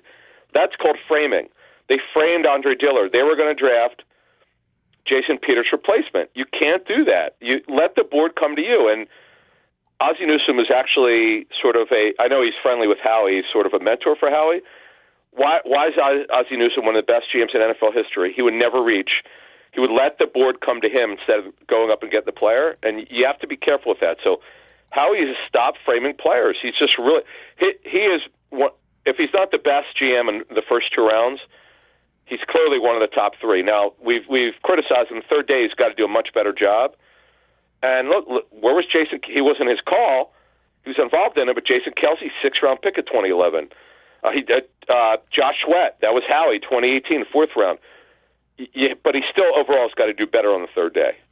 Well, he has a lot of picks on the third day too, Adam, right? I mean, they've got a plethora of picks, which means they probably are going to be active Thursday and Friday. And most likely Saturday as well. Well, plus he also likes to trade. The reason why he makes all these trades and will trade out of picks, this gives you better maneuverability, flexibility for future drafts and to move around, or in any kind of trade during the year. It just gives you better flexibility. And Howie, by the time he retires, trust me on this, he'll have made the most transactions in NFL history. That's going to happen by the time he walks away. All right, Adam Caplan, of course, a less than a week to the draft, and we'll have it all right here, every pick on 97.3 ESPN. I like it this year, Adam. I feel like the Sixers have been in the playoffs and have played on Thursday night against the draft, and there's no Sixers or Flyers. Like, what was the chances of that? We got both of them. No, nothing. So we got the draft all Thursday night, and that should be an interesting night. Friday, I think the Flyers are up. No, the Sixers. Phillies have to play, right? It's a Friday. I'm sure. Yeah, the Phillies do, but the Sixers play Friday night against the draft next week. Well, let's hope, Mike. You know what? I actually, for 20 seconds here, I actually like that the Celtics are getting too much time off, and the Sixers got some badly needed time off. We know Embiid's not going to be ready, but no. I'm just glad that these guys look. If they could win a game against Boston, I'll take my toupee off, man. I'll be very happy. I'm a diehard Sixer fan. You know, I flew out. I probably told this. I flew out to the 0-1 finals in L.A. But look, how about the Flyers, Mike? I'm an absolute Capitals fan, but I got to tell you, I've been watching the Flyers the last 6 weeks. They are so much fun. Their energy, and by the way, their process worked.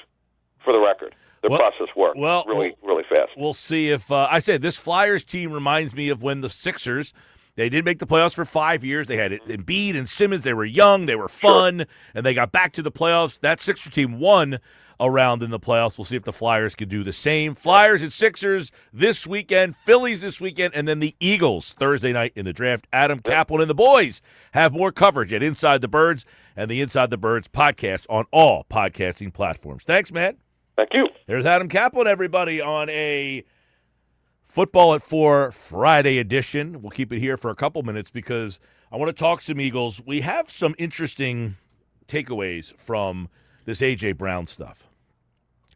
Nick Foles was talking about this on his most recent podcast. You know, Nick Foles, what's it called? The Dad Season? The Season podcast. The Season podcast. He has the Dad Season. Right. The brand is Dad Season that he has, but the podcast is called The Season Pod. He was on the Season Pod, I guess his most recent one. Yes, the one that came out last night. And emptied out the pod here with his thoughts on this A.J. Brown, on where it sits right now in his mind. Take a listen to Nick Foles talking about A.J. Brown. Talking about the A.J. Brown situation, Howie Roseman's not shutting it down. He's not saying he's an Eagle right now. That makes me, and what they're doing, like you talked about, they're making their receiver room stronger. They have a first-year coordinator in Sean Mannion.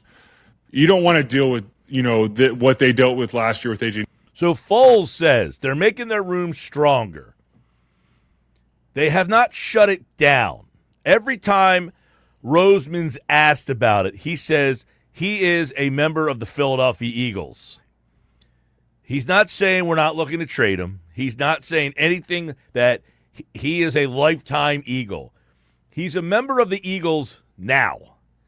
He's not shutting down the rumors, and they've made trades to better the room. So, what is he hearing about A.J. Brown? Now, A.J. had merit looking back. Like, why was he frustrated? Well, it was why the concepts of the offense and how it was ran with Kevin Patullo. Looking back, that's maybe what the frustration was. Was it with Jalen Hurts? I don't know. I'm not in the facility. No idea. But because of those things and different people I know around the league that know A.J. a little bit, what I've gathered is wants to be traded, but I also think he wants to be traded to specific places. Okay. So that right there, people that he knows around the league that know A.J., he wants to be traded. And that lines up with the Albert Breer reporting from Sports Illustrated. Remember, he said about a month ago, they're saying that A.J. Brown's people have been calling around and basically want to go to certain teams. And we know one of those teams is the Patriots. New England would make a lot of sense because of his history of Vrabel. I think that's obvious, right? And I think he even said he grew up a Patriots fan, if I'm correct. So that would be twofold situation. But really because Howie's not shutting it down. That's a big thing. He's going to have a lot of strategy behind it. He's going to get something he wants. But I do think it's going to come to a point where he realized last year was very difficult. This is Howie, and he doesn't want to do that again with the first-year coordinator. And if A.J. Brown's not happy, which it seems like he's not super happy in Philly, but he's got to give the lip service to say he is, they're going to try to find a way to hopefully make it right for him and make it right for the Eagles. So, I mean, A.J. Brown sounds as good as gone, according to Nick Foles. I mean, the way Foles is saying this is, look, Roseman doesn't want to deal with this. He's hearing that Brown wants to be traded. It doesn't seem that Howie's just going to keep him around here because he has the power to do so. He feels that Roseman would want to get him out of here and do right by him. Howie, really respects AJ, and hopefully AJ respects Howie to where they try to do right by each other and figure out a way that where AJ's happy and the Eagles are happy, sort of thing. But I think it's 50-50. A couple weeks ago, I was like maybe 80-20. Yeah. He's an Eagle to where he gets traded. That's now shifting to where I do think he'll get traded before the start of the season. Not sure when. I do think New England Patriots make a lot of sense. So that's pretty definitive. He said he was 80-20. He thought he'd be here. Now it's 50-50, and he feels better that he would be traded than he's not. Although he said 50-50, I don't know how you can feel better that he's not than he is. It sounds like you feel the same, 50-50. But he does sound as if he – I mean, they're saying state your case, sir, on why you think he will be traded, and he's laying it out. How he's not shutting it down. They're trading for wide receivers, and – it just sounds like from people he's talking to, AJ wants to be traded. So it all feels like Nick Foles, in his mind, the Browns as good as gone, right? I mean, that's the way it sounds like. All right, more on that coming up a little bit later on. We'll talk to Sal Paolantonio at 5 o'clock tonight on the Sports Bash Live on 97.3 ESPN, the 97.3 ESPN free mobile app. And don't forget, this weekend, we got a trifecta of games. Flyers on Saturday, Sixers on Sunday, Phillies on Sunday night, baseball, all three games right here on 97.3 ESPN. Our Football at 4 brought to you by Ocean Casino's Gallery Bar Book and Games. the best place for game day. Flyers, Sixers, Phillies, huge screens, great drinks, and all the sportsbook action you want. It's the perfect place to catch every play and celebrate every win. Stop out and see us Thursday at the Balcony Bar. We'll be there high atop the gallery, bar, book, and games for this year's draft party. When we come back, it's the Friday edition of the Nuggets. Earnshaw joins me coming up next.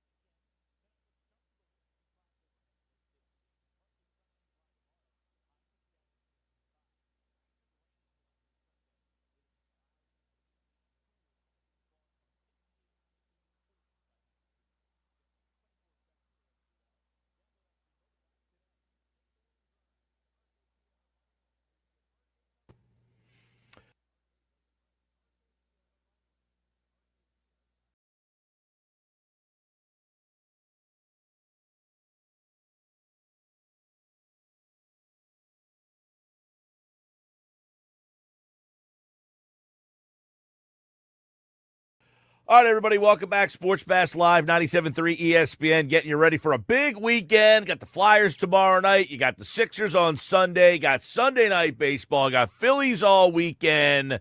Big series for the Phils. Of course, I don't know. We were talking about it during the Phillies Fastball with Oscar earlier. You get swept in this series, you are 6.5 games back of the Braves. You got Taijuan Walker pitching tonight. You got Phillies Braves, Sixers Celtics, Flyers Pens. Big rivalry weekend. It's time now for Nick's Nuggets. Nick Earnshaw is back with a Friday edition of the Nuggets. What's up, man? Glad to be back, Mike, for the Nuggets today.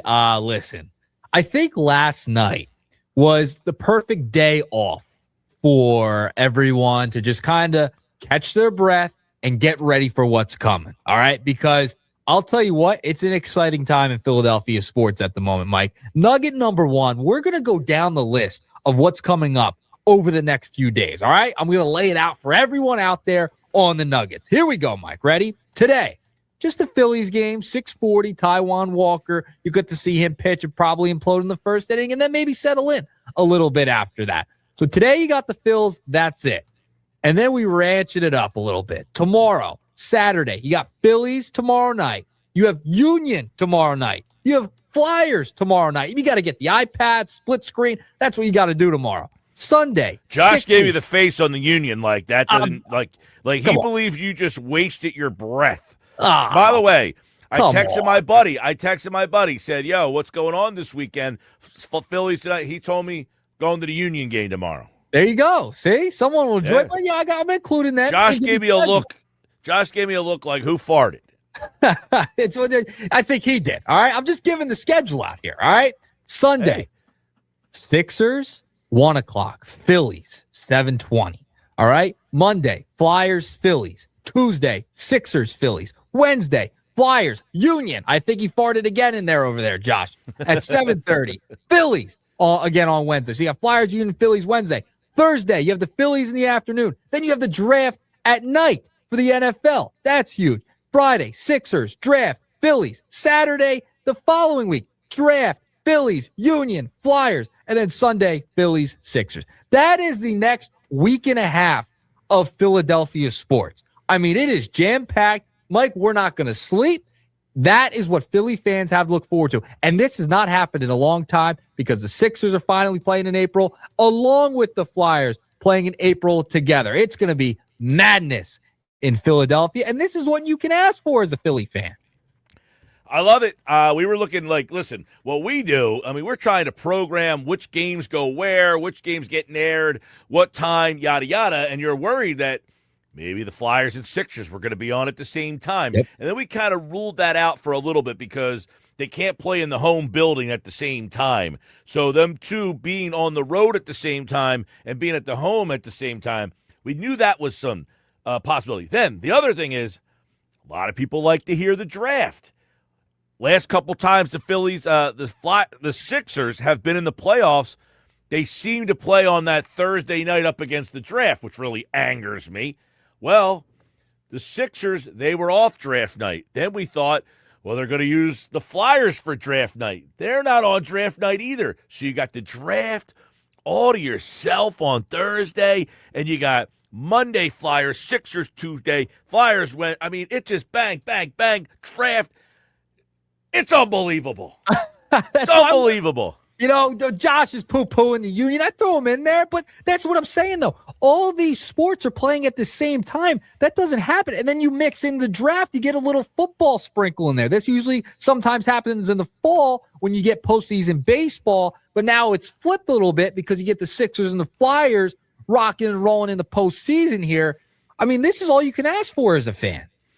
I love it. And listen, the last time the Flyers and the Sixers were in there at the same time was 2018 with like real stuff, not 2020 bubble stuff.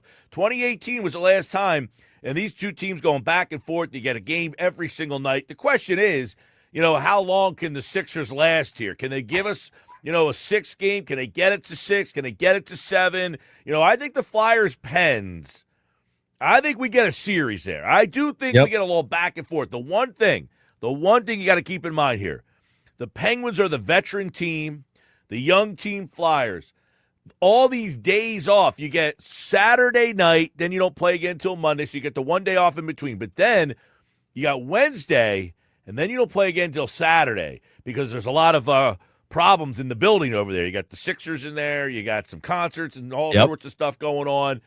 So that gives the Penguins a couple days to get the legs back when they're in Philly. You don't get those close home games in Philly like you do in Pittsburgh. So I think it's imperative the Flyers get up to the early game tomorrow night, get that one. They've been a good road team. So I'm anticipating a long journey in this year. I think this is a 6 to 7 game series for the Flyers. Sixers, I don't know if I can go that far. Yeah, I was very excited. The play-in game was awesome. You get to win. You beat Orlando. Great. You didn't do it with Embiid on the floor. Paul George didn't really have a night either. So, all right, it was fun for the night. VJ had the great quote after the game. I didn't get to talk to you about that yesterday. My goodness. I mean, this guy's just a dog. That is who I want on my basketball team. VJ Edgecombe is the anti-Ben Simmons. I mean, that guy is not afraid of anything. And, you go into Boston, look, what are they, 12.5-point dogs on Sunday? I think that's the line, what it's set at. Listen, they are massive underdogs. Just give me a competitive series, all right? Because let me ask you. You weren't on yesterday, by the way. I hope Mama Earnshaw's doing okay. She's doing good. Little 10-day, 15-day, or 60-day? She might be out for the postseason. Let's just put it that way. She's out for the postseason. Who's back first? That Mama Earnshaw or Joel Embiid? Honestly, probably Mom. Mom might be back before Joel. Who knows with Joel at this point?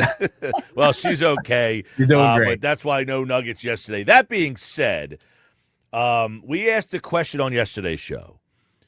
Are we not putting enough on Maxey to say, I'm not saying they have to win the series, but you got Maxey, a third-team All-NBA player. If you want to take that jump into the next stratosphere, are we letting him off the hook by saying this is a sweep or a 5-game? I got Maxey. I got probably a top 3 Rookie of the Year candidate. I got Podcast P, a max player. Play-in P. Right? If I got Maxey, and it's not like he's got nobody to play with. No. So are we not putting enough on Maxey? See, I never viewed him as a 1, Mike. Me and you've talked about this plenty of times. I've just never viewed him as a 1. I haven't either, but I haven't either. But a lot of people say it's time to move on from Embiid and give this as Maxey's team now. Well, okay, if it's Maxey's team now, shouldn't I expect more than a sweep or a 5-gamer here? Yeah, I think they could go 5 or 6. In this one, I don't think they're going to win, unfortunately, but I think they could steal a game or two. And you're going to need Maxey to drop 40 like that. Now it's his time. It's his time to drop. All right, let me carry a team to a win, right? Remember when James Harden carried the Sixers to that win against Boston a few years back in game 1 without Joel? Tyrese has to do the same thing here. It's his time now, right? Like this. Well, he had a great series against the Knicks. He averaged like 30 a game against the Knicks a couple of years ago, and that's when we were saying, like, okay. Like maybe with that series he had against the Knicks, if he gives you a series like that with Paul George and VJ Edgecombe and, hey, maybe Kelly Oubre has a night where he hits 4 threes. I mean, can they extend this to 6? Yep. I hope. I think it'll go 5. I don't think the Sixers are getting swept in the series. I think the Sixers will at least steal a game. At the very bare minimum, I think they steal a game because Tatum could have a clunker, Brown could have a clunker, and then you could have a night for Maxey where he drops 40. So I think that's very possible. Can they win it? The odds are against them. I'll be cheering for him every single night. You know me. I'm a very positive Sixer fan for the most part. Let me ask you a question. Yes. Sixers come back. They're down 2-0. You going to be in the bleeds? Yes. If I'm not working the game, absolutely will be there. No doubt about it. I like that. I like that. I'll be there. Yeah, listen, if I'm not working and I don't have duties with my media duties, my 18 million jobs, yes, I will be in the bleeds, whether it's by myself, with a couple buddies, with Cheap Seats Pete, whoever. I went to the Sixers-Knicks series a few years back. I sat there by myself and watched that Buddy Hield extravagant performance, and then they lost. What about a Flyers game? we'll try to get to one of those too. My buddy of mine, big Flyers fan, went to the game a few weeks ago with him, trying to go to another one. Just my schedule, especially with all these teams, gets insane around these two teams as well. So we'll see. Hopefully. All right, well, if I said to you, you could pick one game to go to, Game 3, because Flyers and Sixers, if they get to Game 7, they will both be on the same day. I go now, they'll be on the road. Yeah. But if it was in Philadelphia, now, if it was in Philly, obviously they had to play one in the afternoon and one at night. You can go to both. Yeah. But I would double dip. Absolutely. One Game 7. Where are you going? Sixers. Wow. My allegiance is with the Sixers.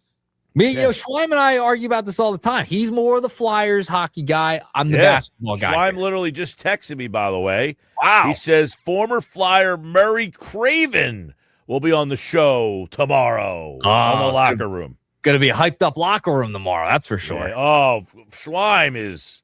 He is over the moon. He is over the skis right now. He went to practice. He went to practice yesterday. I heard. We got a few clips to play on the program tomorrow. Yeah, he had a lot of interviews. You're going to hear all those tomorrow in the locker room. Yeah, he's schwimed up right now. Let me tell you, he is schwimed up. Hey, listen, good for all the hockey fans. Listen, I got to be honest with you. I'm very annoyed because I looked at the Sixers schedule. I'm coaching baseball. We're back playing now. We had our first game last night, and I got a game on Monday night, and I got a game on Wednesday night. So the first two Flyer home game. Tomorrow night I'm going to be watching. Okay. Sunday, I got a little conflict early in the day. Okay. I'm calling a bunch of basketball games until about 2:30. Gotcha. But I'll be able to have the Sixers game on at the same time. Gotcha. So I'll be calling the game, and I'll have the Sixers game on at the same time. So that's going to be a little challenging, but I'll do it. Yeah. Do you put Monday, the iPad in the dugout, maybe? I'm calling basketball. No, I'm talking about when you for the other conflicts that you have. Oh, it's funny you say that. I have YouTube TV, so I usually will pull it up on my phone. And when I'm coaching third base, a lot of times I'll put my earbuds in and listen to the game while I'm coaching third base. That's outstanding. That's outstanding. That's how you do. That is how you do. I used to do the iPad in the dugout, but the problem was all the kids started watching it and it would take their attention away from the game. Yeah. That's a tough one. That's a tough one. So what I'm going to do is my other coach, I'm going to have to ask him. I think he has like an old extra TV hanging around. We'll bring the TV and put it in our clubhouse behind home plate, and you don't need cable. You just have YouTube TV, and we'll stream the game, and we'll put it on in the clubhouse in there. And between the innings, I'll just be like, I got to go to the clubhouse. There you go. Well, I will also add this. This time of the year is always the worst because the last couple of years, I'm like, the Sixers have a playoff game tonight, and we have a game. Now it's Sixers and the Flyers. And, by the way, first time in a bunch of years, I'm not playing on draft night. We moved our game to Wednesday night. Now I'm up against the Flyers. Yeah, how about that? I'd rather be missing. I don't know. Would you rather, if the draft, I always got so annoyed when the draft and the Sixers were on at the same time because I love watching the draft.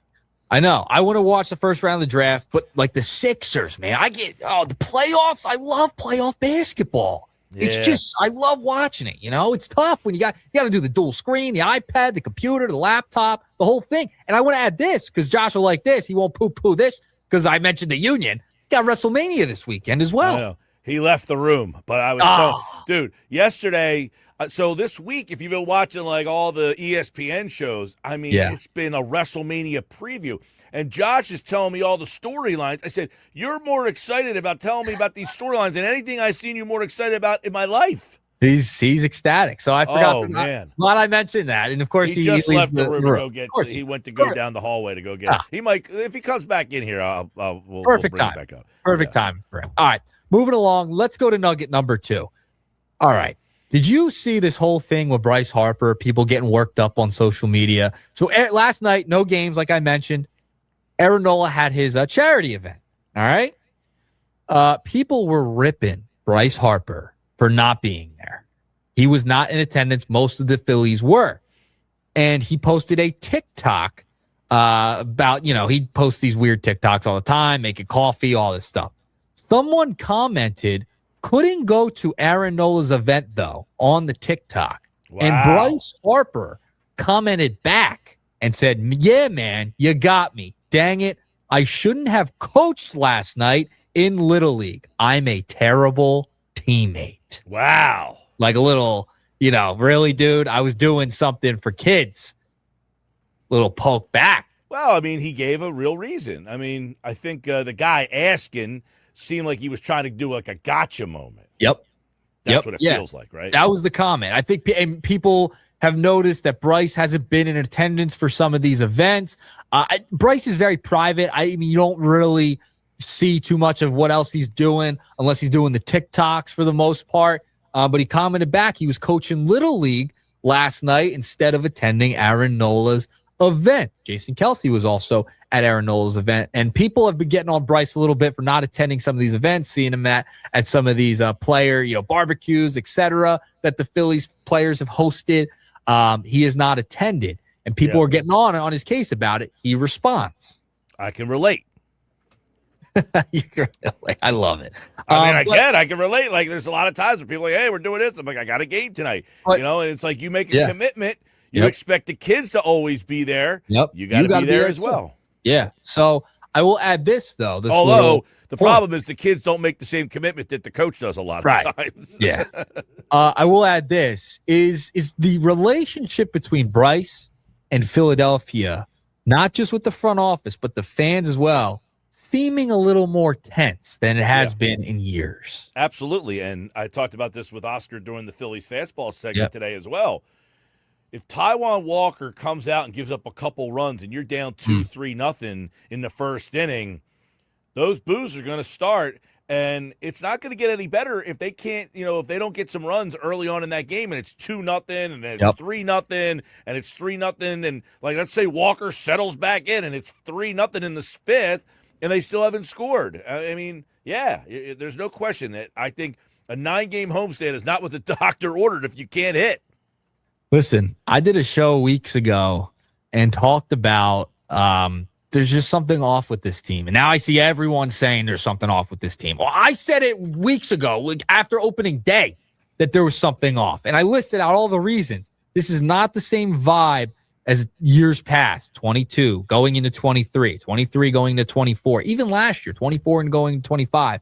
Completely different. They're older. It doesn't feel as fun as in years past. It's just not.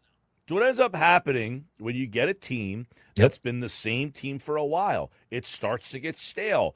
And it feels a lot like the Sixers where you don't even like the team anymore. You almost just like despise them. Mm-hmm. And like yesterday we had Paul Hudrick on and he was like, this has been a fun team. Now Paul watches them every single night. Yeah. And he's like, listen, this team has actually been fun. You've got Maxey. You've got Edgecombe. There's some guys on this team that are young and energetic. Like, there are guys that aren't star players who have found some roles. Bona, when he gets a big block shot, it changes everything. Like the other night, he got 2 blocks in like a 5-minute span, and that was huge. But unfortunately, Paul George is older. Nobody embraced the Paul George signing. No. This wasn't a universally loved signing, so he has never been given a shot, and then, of course, he's been hurt, and then he gets suspended. So he hasn't done himself any favors. And then the Joel thing. I mean, it's been well chronicled. The love affair with Joel is over, and it's like, you almost feel like, Joel's the family member that you have that has like a drug and alcohol problem, and when they're clean, they're great. But when they're not, you're like, I don't want to talk to you anymore, man. Like, I just need a break from you. Joel, like when he's going and he's playing and he's the MVP, I love hanging out with that guy. Yeah. But when he's not playing, you're like, oh, God, this guy again. It stinks that this has been his career. Yep, I know. It's unfortunate, but things are seemingly tense with Bryce Harper at the moment. And someone tried calling him out, and Bryce punched back. You love that. I don't know. I mean, the way he punched back, he was kind of like, I'm coaching my dude. I'm coaching little leaguers here. So, all right. But before I get out of here, I may not be allowed in this building ever again after I do this nugget. All right. I don't know if you saw before I get out of here. I have to take a moment to do this because Pablo Torre has been outstanding. All right. With some of his insight and investigative journalism. The thing that came out today regarding the New York Knicks and their owner, James Dolan, whatever the hell your name is, apparently, and we've known this, the security at MSG is essentially an entire surveillance state. All right. I don't know if you saw this, Mike, but apparently that if there is any criticism of the Knicks or of MSG or of James Dolan, quote, MSG security will freak the bleep out and call local cops on critics. This was a quote from the Pablo Torre report. They scared the crap out of some 14-year-old kid in Colorado, a staffer wrote in one of a dozen texts that he saw. So with that, they also put out a few of the MSG Security's private group chat. One person said, just heard, sell the team. Any idea who screamed it? I'm near 101. Didn't hear it. Now Dolan sucks. Where is it? James Dolan is running a police state at MSG. And if you criticize them, apparently they check Twitters. Guess what, James? The Knicks stink, and you stink as an owner. And I hope that's written in the record. If you want to ban me from MSG, I don't care, Mike. I don't care. This is ridiculous. No wonder the Knicks fans come down to Xfinity Mobile Arena and take it over every time because it's too expensive and you got a police state up there. It's ridiculous. This story is hilarious. Now, I did see something about it. I didn't read it. I didn't dive into it, but the fact that they got the place essentially bugged. Yes. Cameras everywhere. They'll listen to everything you say. And if you criticize anything New York Knicks or James Dolan related, you're booted like Charles Oakley was a few years ago. Well, aren't we afraid that isn't that what's kind of happening with everything in the world that everybody the fact that anybody tries to rob somebody's house or car or anything, there's Ring cameras everywhere. That somebody's got a camera out. Did you see this video the other night? Apparently there was a reporter and she got caught typing into AI. What's a good question to ask for a team that something like that? And that set up a firestorm. Yep. Journalism in 2026. The girl was typing. To ask questions for the losing team. Yep. This whole thing is because if you criticize the Knicks at all or James, he's throwing you out of the garden. And they're scaring 14-year-old kids. But my point is the fact that you're always being listened to and watched. It's a scary world out there. It is. And guess what, James? You stink. You're one of the worst owners in sports. All right, that's what I got for you. All right, there's a nugget right there for you. I'll never be allowed in MSG again. All right, busy week. Saturday night, Flyers hockey on 97.3. Sunday at 1, Sixers basketball. Sunday night baseball, Phillies and Braves. We got all three of them right here on 97.3 ESPN. We got the Nuggets back on Monday. You'll be in the locker room tomorrow. Listen for that with Billy and the crew right here on 97.3 ESPN. All right, Nick, thanks, man. See ya. All right, there you go. Sports Bash Live, 97.3 ESPN. And don't forget my friends over at the Branches Outreach. I've been telling you about the Outreach Center. And right now,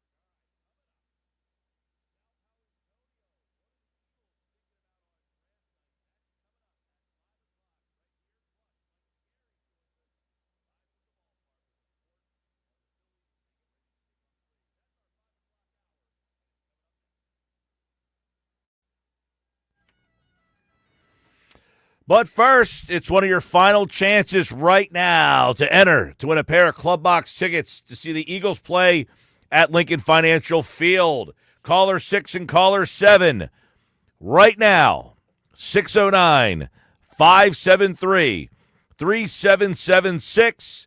Caller 6 and caller 7. You have a shot to win Eagles Club Box tickets for a game at the Link Another lucky winner. We have great prizes, including an overnight stay at Ocean Casino Resort, concert tickets, comedy shows, gift cards. It's all happening. You must be present to win at the Eagles Draft Party, Thursday, April 23rd, at the Balcony Bar at Ocean Casino Resort in Atlantic City. Caller 6 and caller 7 right now, 609-573-3776. Good luck.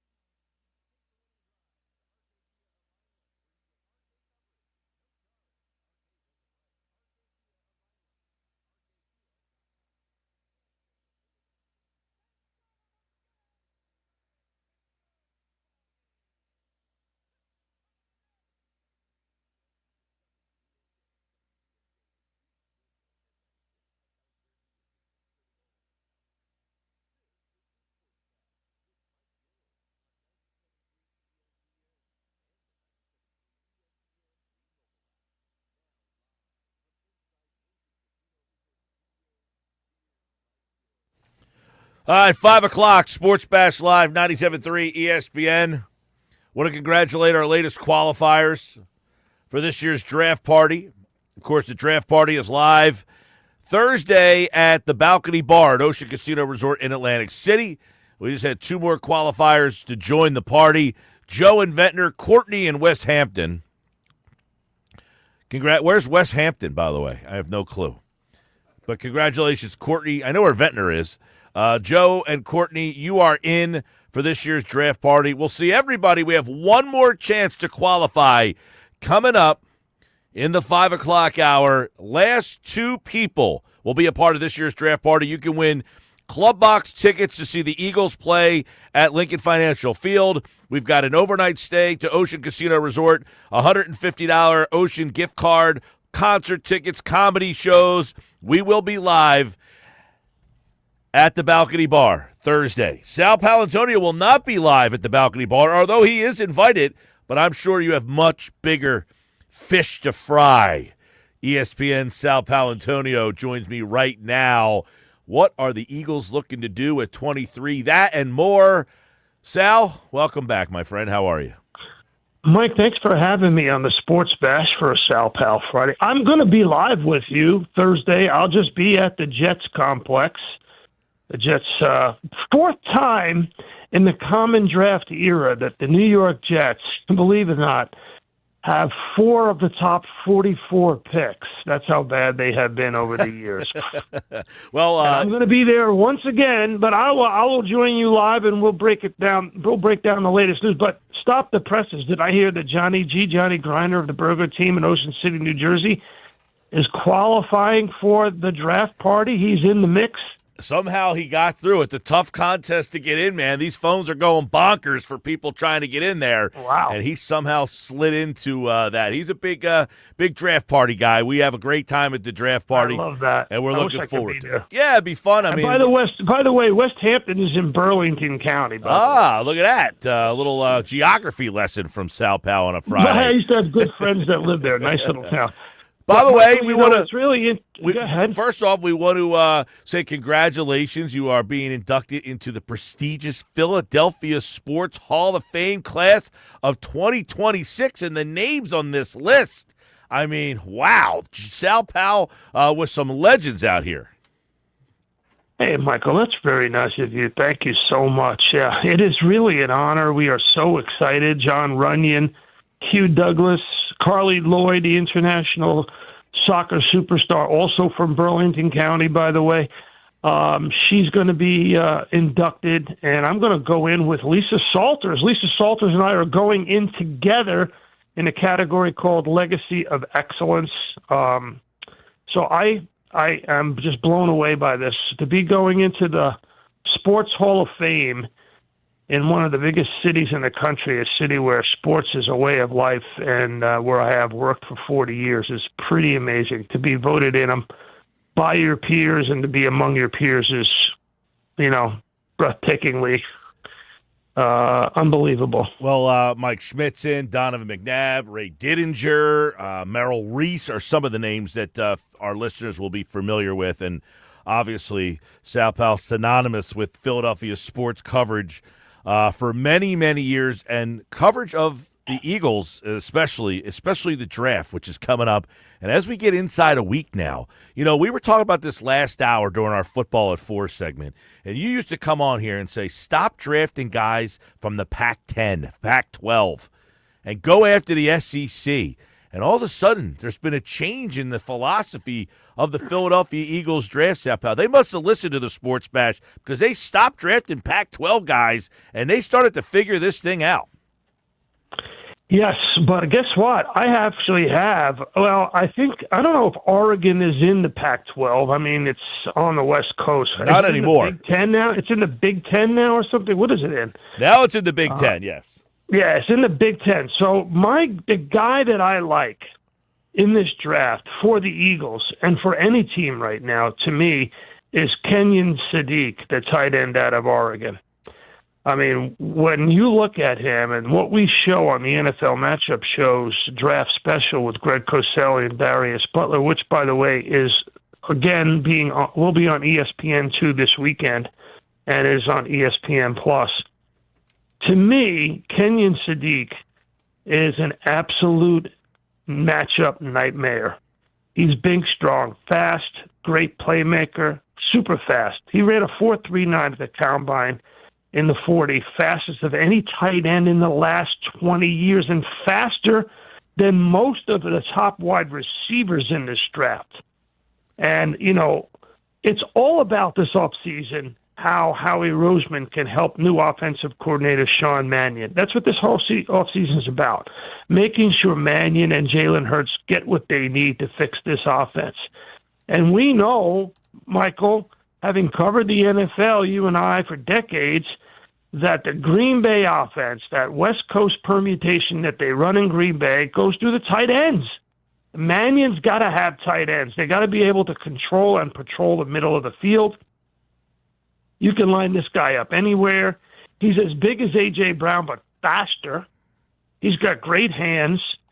Now, the problem is, I don't know if you can get him at number 23. I think you're going to have to move up. And Sadiq has already been on the Eagles' radar. He visited the Eagles in South Philly, met with Roseman, Mannion, and Sirianni as part of the visits that college prospects made to South Philadelphia. Each team gets 30 visits, and they made Kenyon Sadiq one of the 30, which to me means that he is on their radar. That's a guy that, if I had a wish list for the Eagles, it would be to take Kenyon Sadiq. And if he could drop to 23 and he's there and they pass him up, oh, that would be a real shame. Let's get into that because Goddard obviously is back, but one-year deal again, and you can't keep kicking that one-year can down the road. We all thought, Sal, they were going to take a guy, the heir apparent to Ertz, to Goddard last year in the draft, much like they did when they took Goddard to replace Ertz. That did not happen. So Sadiq seemingly makes a lot of sense because they don't have a future tight end anywhere on this roster. Right, and Sadiq is more than a tight end. He's a tight end in a wide receiver's body or a wide receiver in a tight end's body, however you want to put it. He can really complement this offense in ways that more than just a tight end could. And I'm a big fan of Dallas Goedert. I think, when healthy, he's among the best tight ends in the game. He's extraordinarily steady, runs great routes, always in the right place at the right time, shows toughness on the field, good blocker, great teammate, produces in the big moments. I've always liked Dallas Goedert, but he's in the back nine of his career, as you just mentioned. Now, I think Kenyon Sadiq is more than a replacement for Dallas Goedert. He's a total complement to the Sean Mannion passing game that I think goes beyond just a tight end. So, you look at what they need offensively, and I just got the Our Lads. I don't know if you got your copy, but I got the 45th annual draft guide from Our Lads Scouting Service. I just got it in the mail a couple of days ago, and I've been pouring through it. And anybody who's a real serious student of the draft knows that the guide to the draft by Our Lads Scouting Service is the best in the business. Coaches and players use it. And they have offensive line as obviously the number one need for this team. And the Eagles had, 6 offensive linemen. 5 of the 6 are bona fide offensive tackles. And the guy that, everybody looks at when they look at the possibility of what they're going to do in the offensive line is Isaiah World out of Oregon. He's a left tackle. He's got great experience. They could play him at right tackle if they need to. He would be great. I don't know if they'll get Caleb Lumu of Utah. He's a definite first-round pick. I don't know if he'll be available.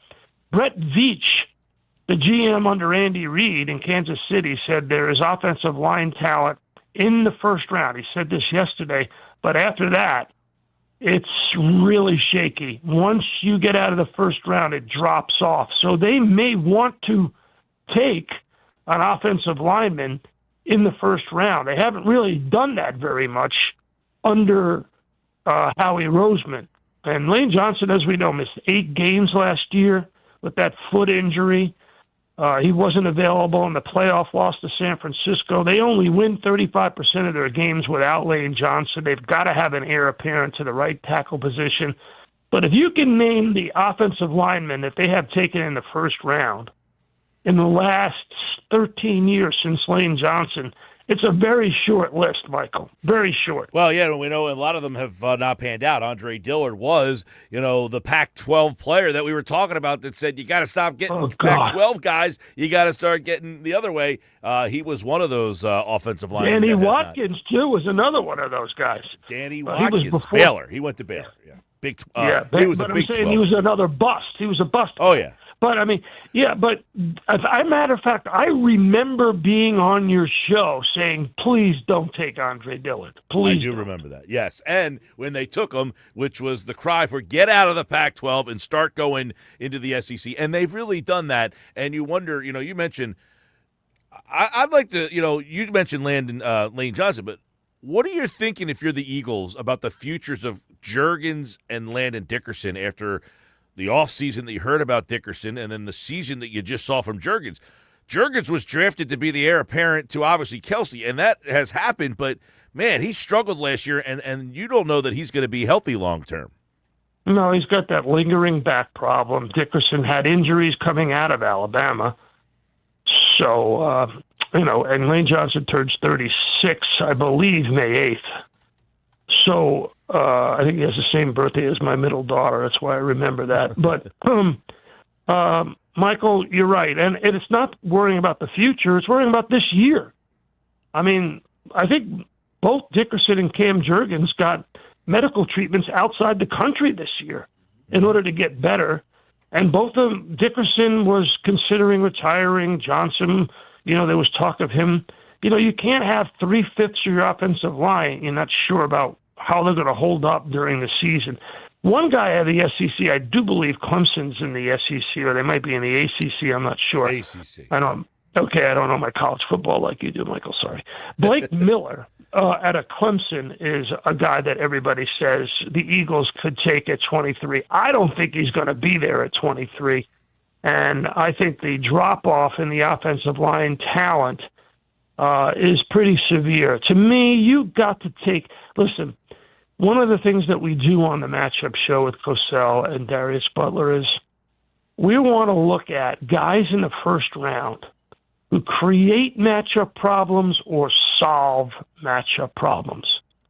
That, to me, is the litmus test of what you're doing, especially in the first round, at the top of the first round. And Kenyon Sadiq really, to me, creates – I think he's one of the 3 players on offense in this draft that create matchup problems from the get-go. Just line them up and play. Plug in and play, add water and play. The other 2 are Fernando Mendoza, who I'm very high on, and Jeremiah Love, the running back out of Notre Dame. What conference are they in? Notre Dame, no conference. No conference They're in no yet. conference, right. No conference yet. But they do play an ACC schedule, which hurts them a lot.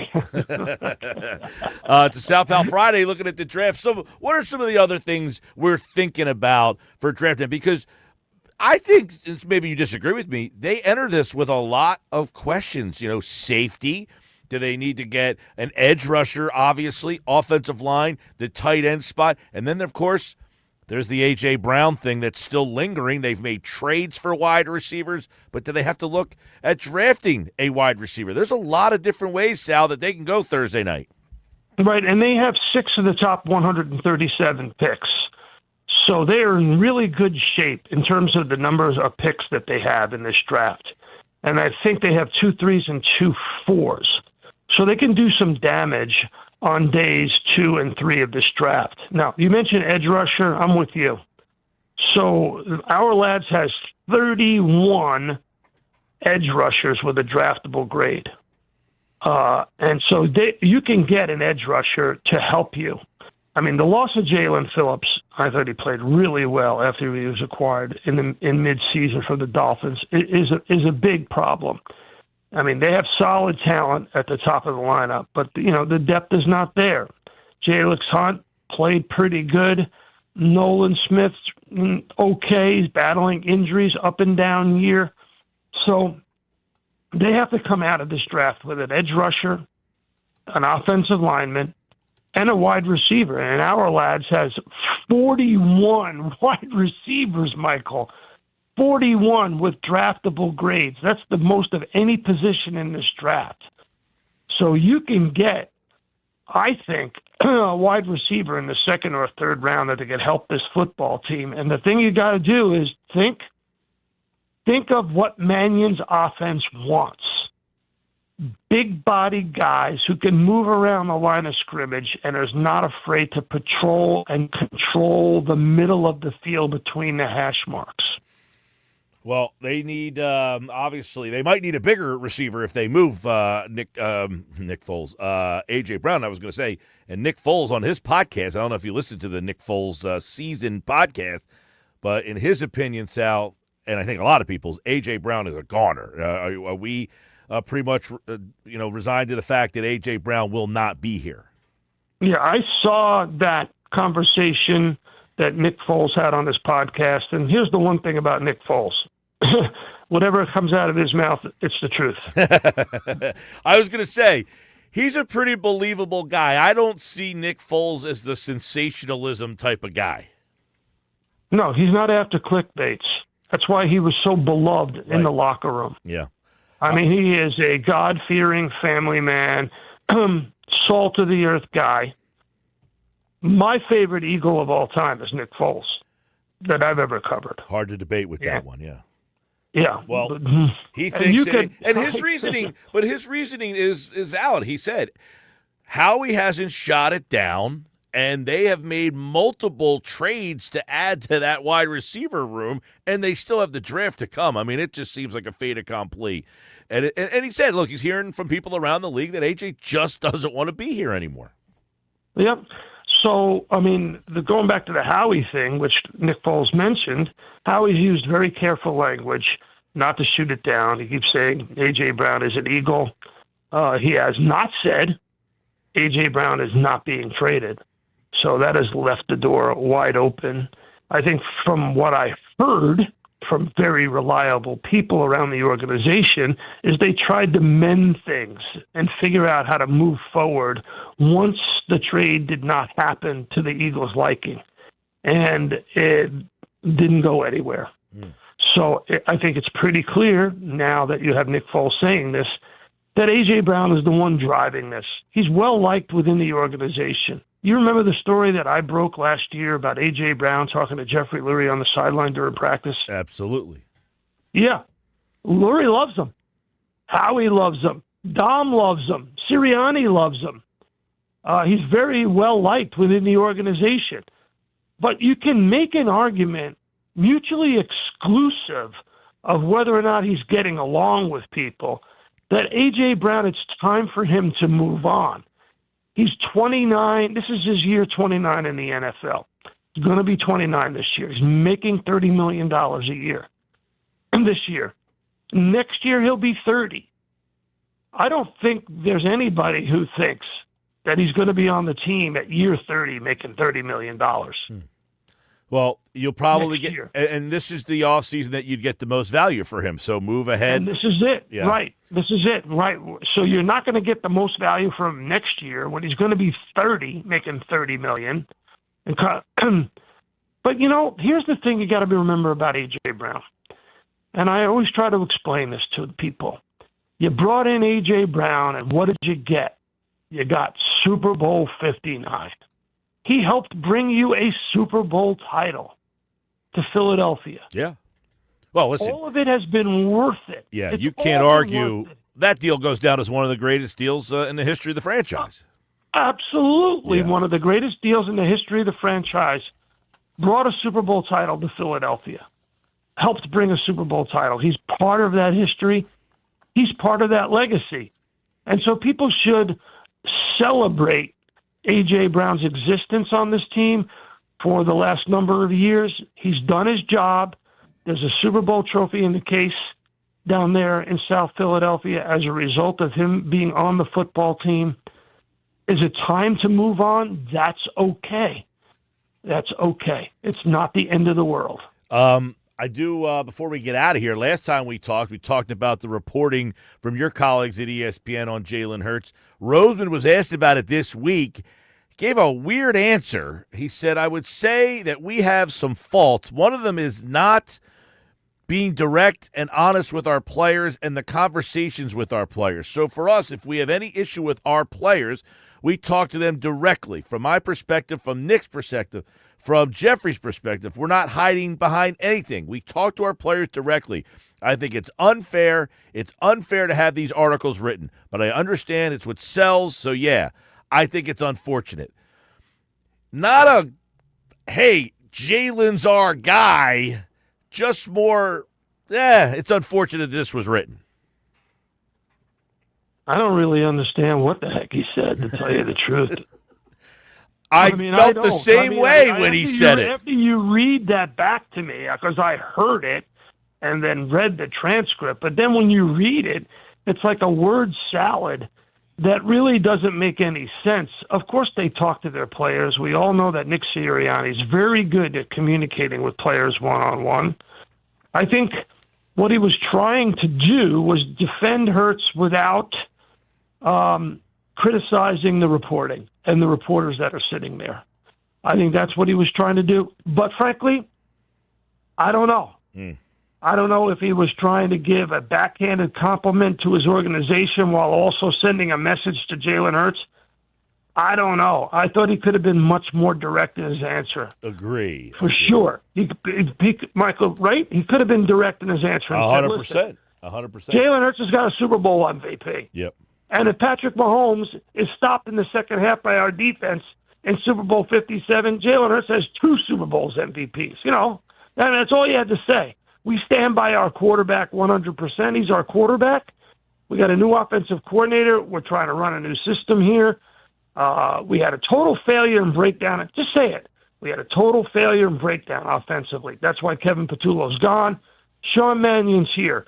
We're doing everything that we possibly can to help Sean Mannion build this offense and to help Jalen Hurts be the quarterback in this offense. Just say that.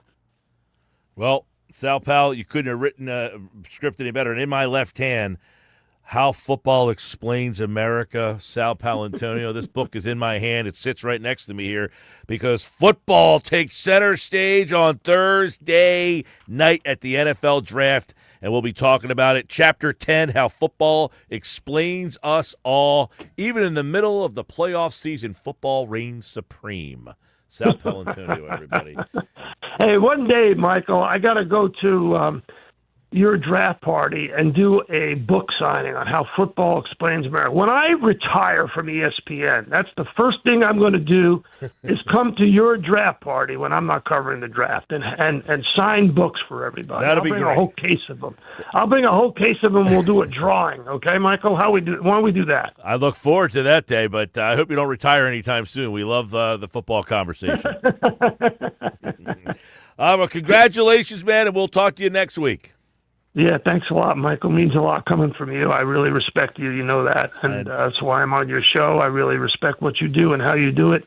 And we have a beautiful thing going, so let's keep it going. We will do that next week right here with Sal Paolantonio on the Sports Bash. Thank you, man. And, of course, Sal Pal will be back on a Sal Pal Friday. Next week it'll be Thursday, Friday. We'll talk draft with Sal Pal. And, of course, he is ESPN's senior NFL reporter. You can watch all the coverage. He'll be with the Jets on Thursday night. They got a lot of picks. The Eagles have 1 pick. We'll see how many picks end up happening with the Birds. Do they make that pick? Do they trade out of that pick? Sal Pal will talk to us next week right here on the Sports Bash. We are live. It is a Friday. And, of course, coming up, we are going to go to the ballpark. We'll check in with Mike McGarry from the Press of Atlantic City, get the latest on the Phillies, as they start an important series at Citizens Bank Park. Look, it's early in the season. You get swept by the Braves, you're 6.5 back. Mike's must-win column. Does he look at this as a must-win series? We'll ask him next.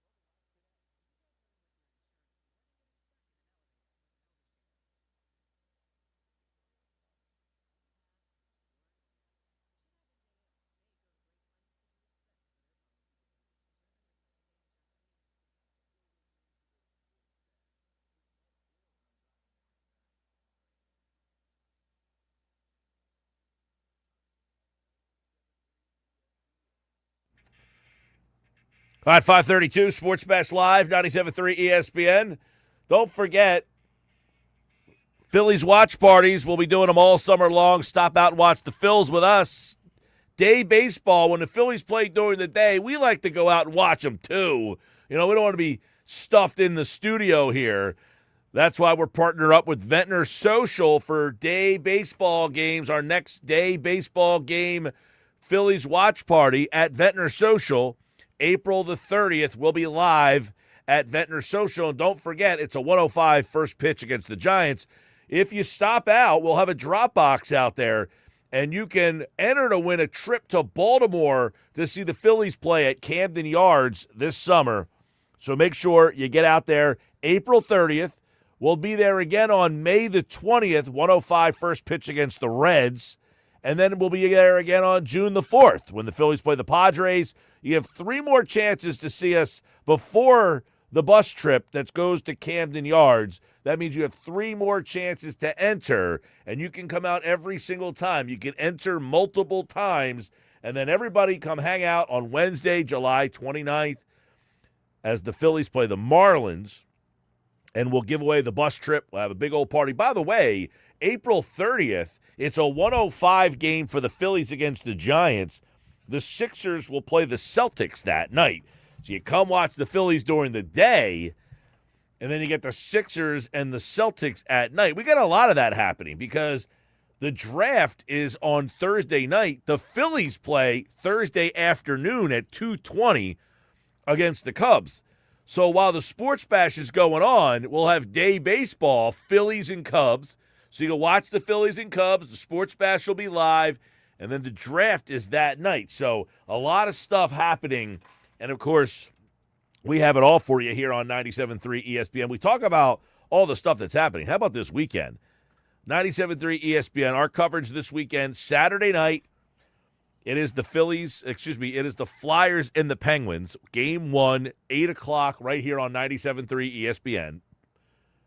Sunday, 1 o'clock, Sixers and Celtics. Game 1 on 97.3 ESPN. And then Sunday night baseball, Phillies and Braves, 6:30 on 97.3 ESPN. Speaking of the Phillies and the Braves, they get their series going tonight at Citizens Bank Park. We're scheduled to catch up with Mike McGarry. He is at the ballpark, so we'll hopefully catch up with him. By the way, so this whole scheduling conflict,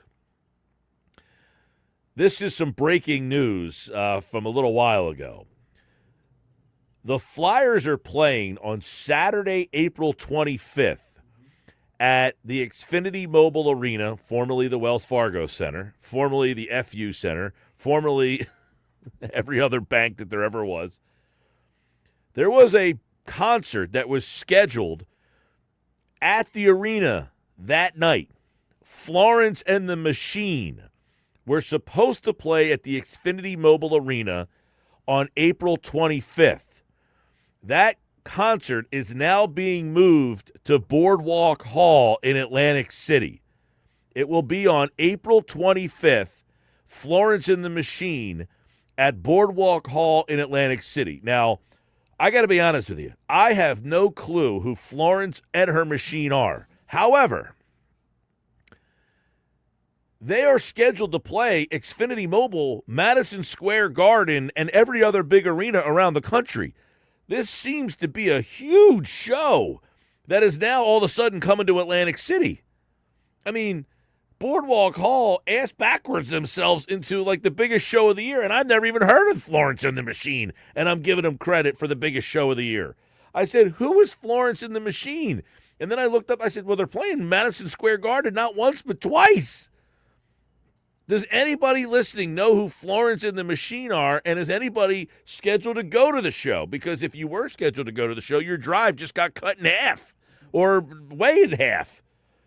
They are moving the show to Boardwalk Hall in Atlantic City. It will be April 25th, next Saturday, because the Flyers game is now being played. So what happens here? Like, do the Flyers own the building? So the Flyers own the building, so they have first choice of when what they want to do in there. So I mean, the Sixers got their schedule first. The Flyers had to have approved those days. Well, also remember how much television is involved in this, too.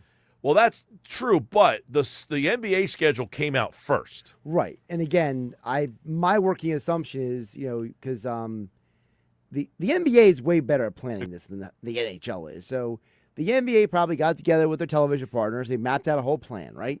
The NHL, for whatever reason, waited until the last minute, 2:30 on Thursday night, Right, turning my into Friday. point is, when the NBA came to the Sixers, the Flyers have to say, yes, those dates are available. Well, yeah, the Flyers probably said, yeah, sure. No, there's nothing going on Friday night because we have Florence and the Machine on Saturday.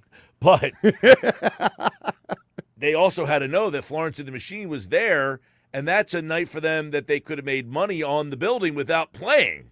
Maybe they think they're going to make more money off the Flyers than Florence. Well, obviously, they needed the building to play their game, and I think that one of the issues that they had was the problem with you can't play a hockey game in the afternoon and then have a nighttime event. Correct. Because if there's overtime, you never know when that game's going to end. Right. So you couldn't say, hey, play the Flyers Saturday afternoon. I mean, in theory, you could have had Florence do her show earlier. You ever go to a daytime concert? No, but It doesn't work. I mean, it doesn't mean it couldn't happen. Yeah, I mean, the only time you go to a daytime concert is like a festival, like an all-day thing. And they put the crap bands first when there's nobody there, and then the headliners come on at night. So you can't say to Florence and the Machine, hey, by the way, you're headlining at Madison Square Garden one day. Can you play Saturday afternoon here? That's not happening. I'm just surprised. I'm just surprised that they're moving it to Atlantic City. Like, an act that big. Now, nothing against Boardwalk Hall, which is a great venue to watch a concert. It's not quite as big as Xfinity Mobile Arena. Very true. And which is why my question is, how does that conversation go? Can you imagine how that... I know how it goes. We're playing Saturday. You're out. You think it was that simple? Well, doesn't Xfinity Mobile Arena run Boardwalk Hall? No. Boardwalk Hall, isn't that the visitor authority? No, but I mean, like, I don't know. I thought that the Wells Fargo Center, maybe I'm wrong. I don't know. I like the events. That I don't know about. I was under the impression that Boardwalk Hall and now Xfinity are different things. Yeah, now people are texting in saying that I know who Florence and the Machine are. I don't. I mean, I'm looking at the name of her songs or their songs, and I don't recognize the title of any of these songs. Now, maybe if I heard one, she was big in the mid-2000s. I thought, still, if you were big in the mid-2000s and I haven't heard, even if I heard of one of your songs, you're telling me big enough to do Madison Square Garden? You would think I would have heard of them. I got to be honest, I can't tell you a single song by Florence and the Machine. I have no clue. And I don't think, forget the fact I don't know a song. I don't think I've ever heard of the band. How about this? Do you know anyone, can you name a person of any caliber named Florence? Yeah, sure. Okay. Florence Nightingale. I was going to go with Florence Pugh, but okay. I don't know who that is. She's an actress. Okay. Now, Florence and the Machine is, so they got bounced from, let me see this.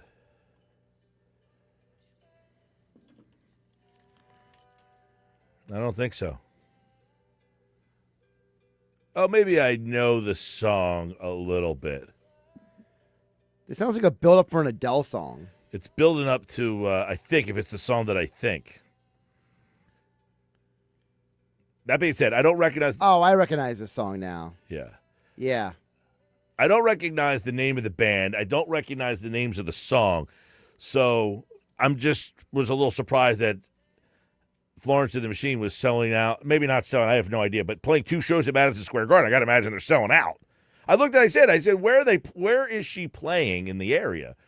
And she's got 2 shows at Madison Square Garden, one at the Barclays Center, then going to Capital One Arena in Washington, massive tour. Well, guess what? Coming to Boardwalk Hall. I mean, think about that. This show is now, by the way, they're at TD Garden on the 20th. What day is that? Monday. That's why the Sixers and Celtics can't play Monday. Not that they would because they're playing Sunday. But Capital One Arena, TD Garden, 2 shows at Madison Square Garden. And by the way, the Madison Square Garden show is Tuesday and Wednesday. So you're selling out Madison Square Garden during the middle of the week. Barclays Center. Then the show is supposed to be at Xfinity Mobile in Philadelphia. That's now coming to Boardwalk Hall. What a coup. I mean, wow. Big pat on the back for the Boardwalk Hall down there. So that's what ended up happening, by the way. Someone just texted me, asked me how I don't know who Florence and the Machine is. I just texted him back. I'm like, dude, I just don't. You know what? I just don't either. And that song that we were just playing, I'm not like. I just feel like between the two of us, one of us would have known. Listen, I know a lot of music, but. And I know the rest of it. Like, now that I hear it, I recognize the song. This is not hitting me, though. Like, maybe. I've heard this song covered in, like, by cover bands before. It's not like I know that song. Like, I didn't hear it immediately and say, I know that song. I don't know. Hey, I'm not hating. You got a great show in Atlantic City. I'm all for it. So whatever. But I'm just surprised that but the thing I was surprised at was that Florence and the Machine was first playing an arena of that size, and then that they were playing other arenas of that size and got moved to. So they're coming to Atlantic City. That was the moral of the story. Like you said, good for Atlantic City. Yeah. So a couple things here.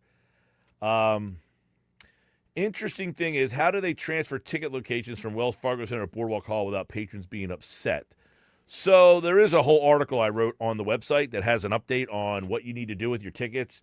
Apparently, if you had tickets for the show, you don't need to do anything. Right. Apparently, but if you wanted just refunds, there's something you got to do. Yeah, that's all in the article at 973. The Mike just wrote 973ESPN.com. But basically, they're taking care of the people. Let's put it that way. Yeah, I think they're reopening ticket sales for the Boardwalk Hall. Yes. Now, if you had tickets for the show in Philly, they're still being honored? Yes. Don't quote me on that one. Yes, Don't that's be what mad they were at me. saying. I don't know. But apparently, you got to, like, confirm that you're still going, basically. Like, you got to, like, there's a portal. You got to be like, hey, I'm going to still go to the concert. And if you don't want to go to the concert at Atlantic City, you get your refund. Gotcha. Well, so there you go to that guy. Yeah, going by the comments in the comments section on Florence and the Machine's Twitter, people are not happy. The comments are not great. Like this guy said, there's an hour and 15-minute drive difference. Just reschedule the show in October, November. That was one. You mean to tell me not only do we have to drive almost 2 hours to Atlantic City, but we have to repurchase our tickets all because of the NHL playoffs? Yeah, guess what? The NHL playoffs are apparently bigger than Florence and the Machine. Apparently. I guess. I mean, I didn't know who Florence and the Machine was. Power of the orange and the black. So that's the breaking news there. So that's what. So we were talking to Durso earlier. There was all this. They were waiting on the NHL playoffs. Now that wasn't why they were waiting on everything, but they could not announce the Flyers game because this date was being held up. So they were trying to find a place to put the band or see if they could reschedule it in Philly. The problem is the Sixers are also playing, and because the Sixers stink too, they have to be – they're both playing because they're the 7th seed. I'm kidding. Yeah. But the fact that they're both at home at the same time because both of them are the higher seeds, the lower seeds. Now, which way do you say it? Are they the higher seeds or the lower seeds? I say lower seed. They're the lower seed, but the lower seed would be like 1 and 2. Yeah, but I don't go up by numerical. Because you're literal. Lower in the standings. You're literal. That's why I'm asking. Well, it's easier for me to think up down than right left. Okay. You know, somebody. So on my Twitter, I said, this weekend we could have 3 games: Flyers versus Penguins, Sixers versus Celtics, and Phillies versus Braves. Now, I was just talking about the matchups. It wasn't like where they were. And someone got real literal with me and said, there's a whole fight in my comments section. Did you ask him if Josh was involved? Well, somebody called him out, and he said none of these games, they can play at the same time because they're not here. And he said versus. Because versus usually means that they would be the home team as opposed to at.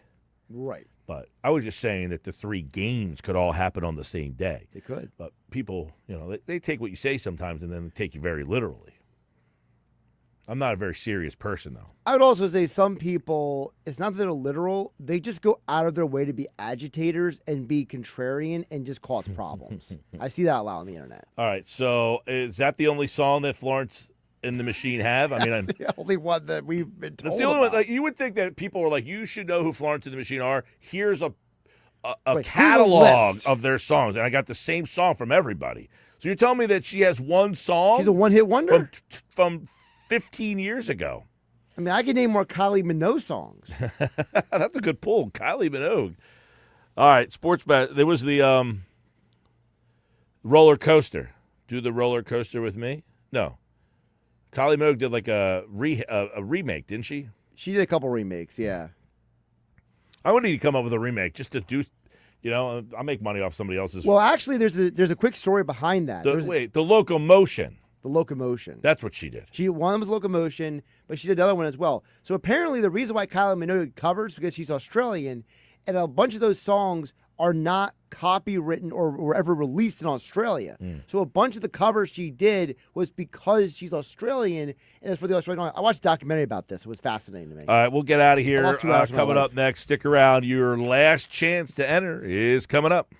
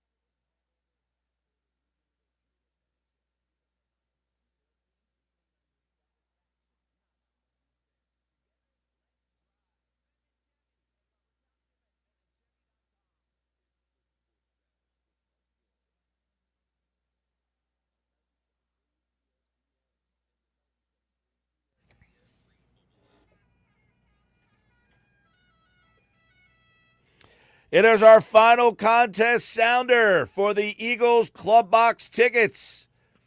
Right now, caller 6 and caller 7, you will be the final two contestants for the tickets. 609-573-3776. Caller 6 and caller 7, you are entered for this year's draft party. You will be the final two people entered for the draft day party. You must be present to win. Remember, you must be there at the Balcony Bar at Ocean Casino Resort in Atlantic City. We got great prizes. It's more than just Eagles tickets. It's an overnight stay at Ocean Casino Resort, which is the premier spot in Atlantic City. The Balcony Bar to watch the Phillies is good enough, but I got club box tickets, concert tickets, and more. Caller 6 and 7. Good luck.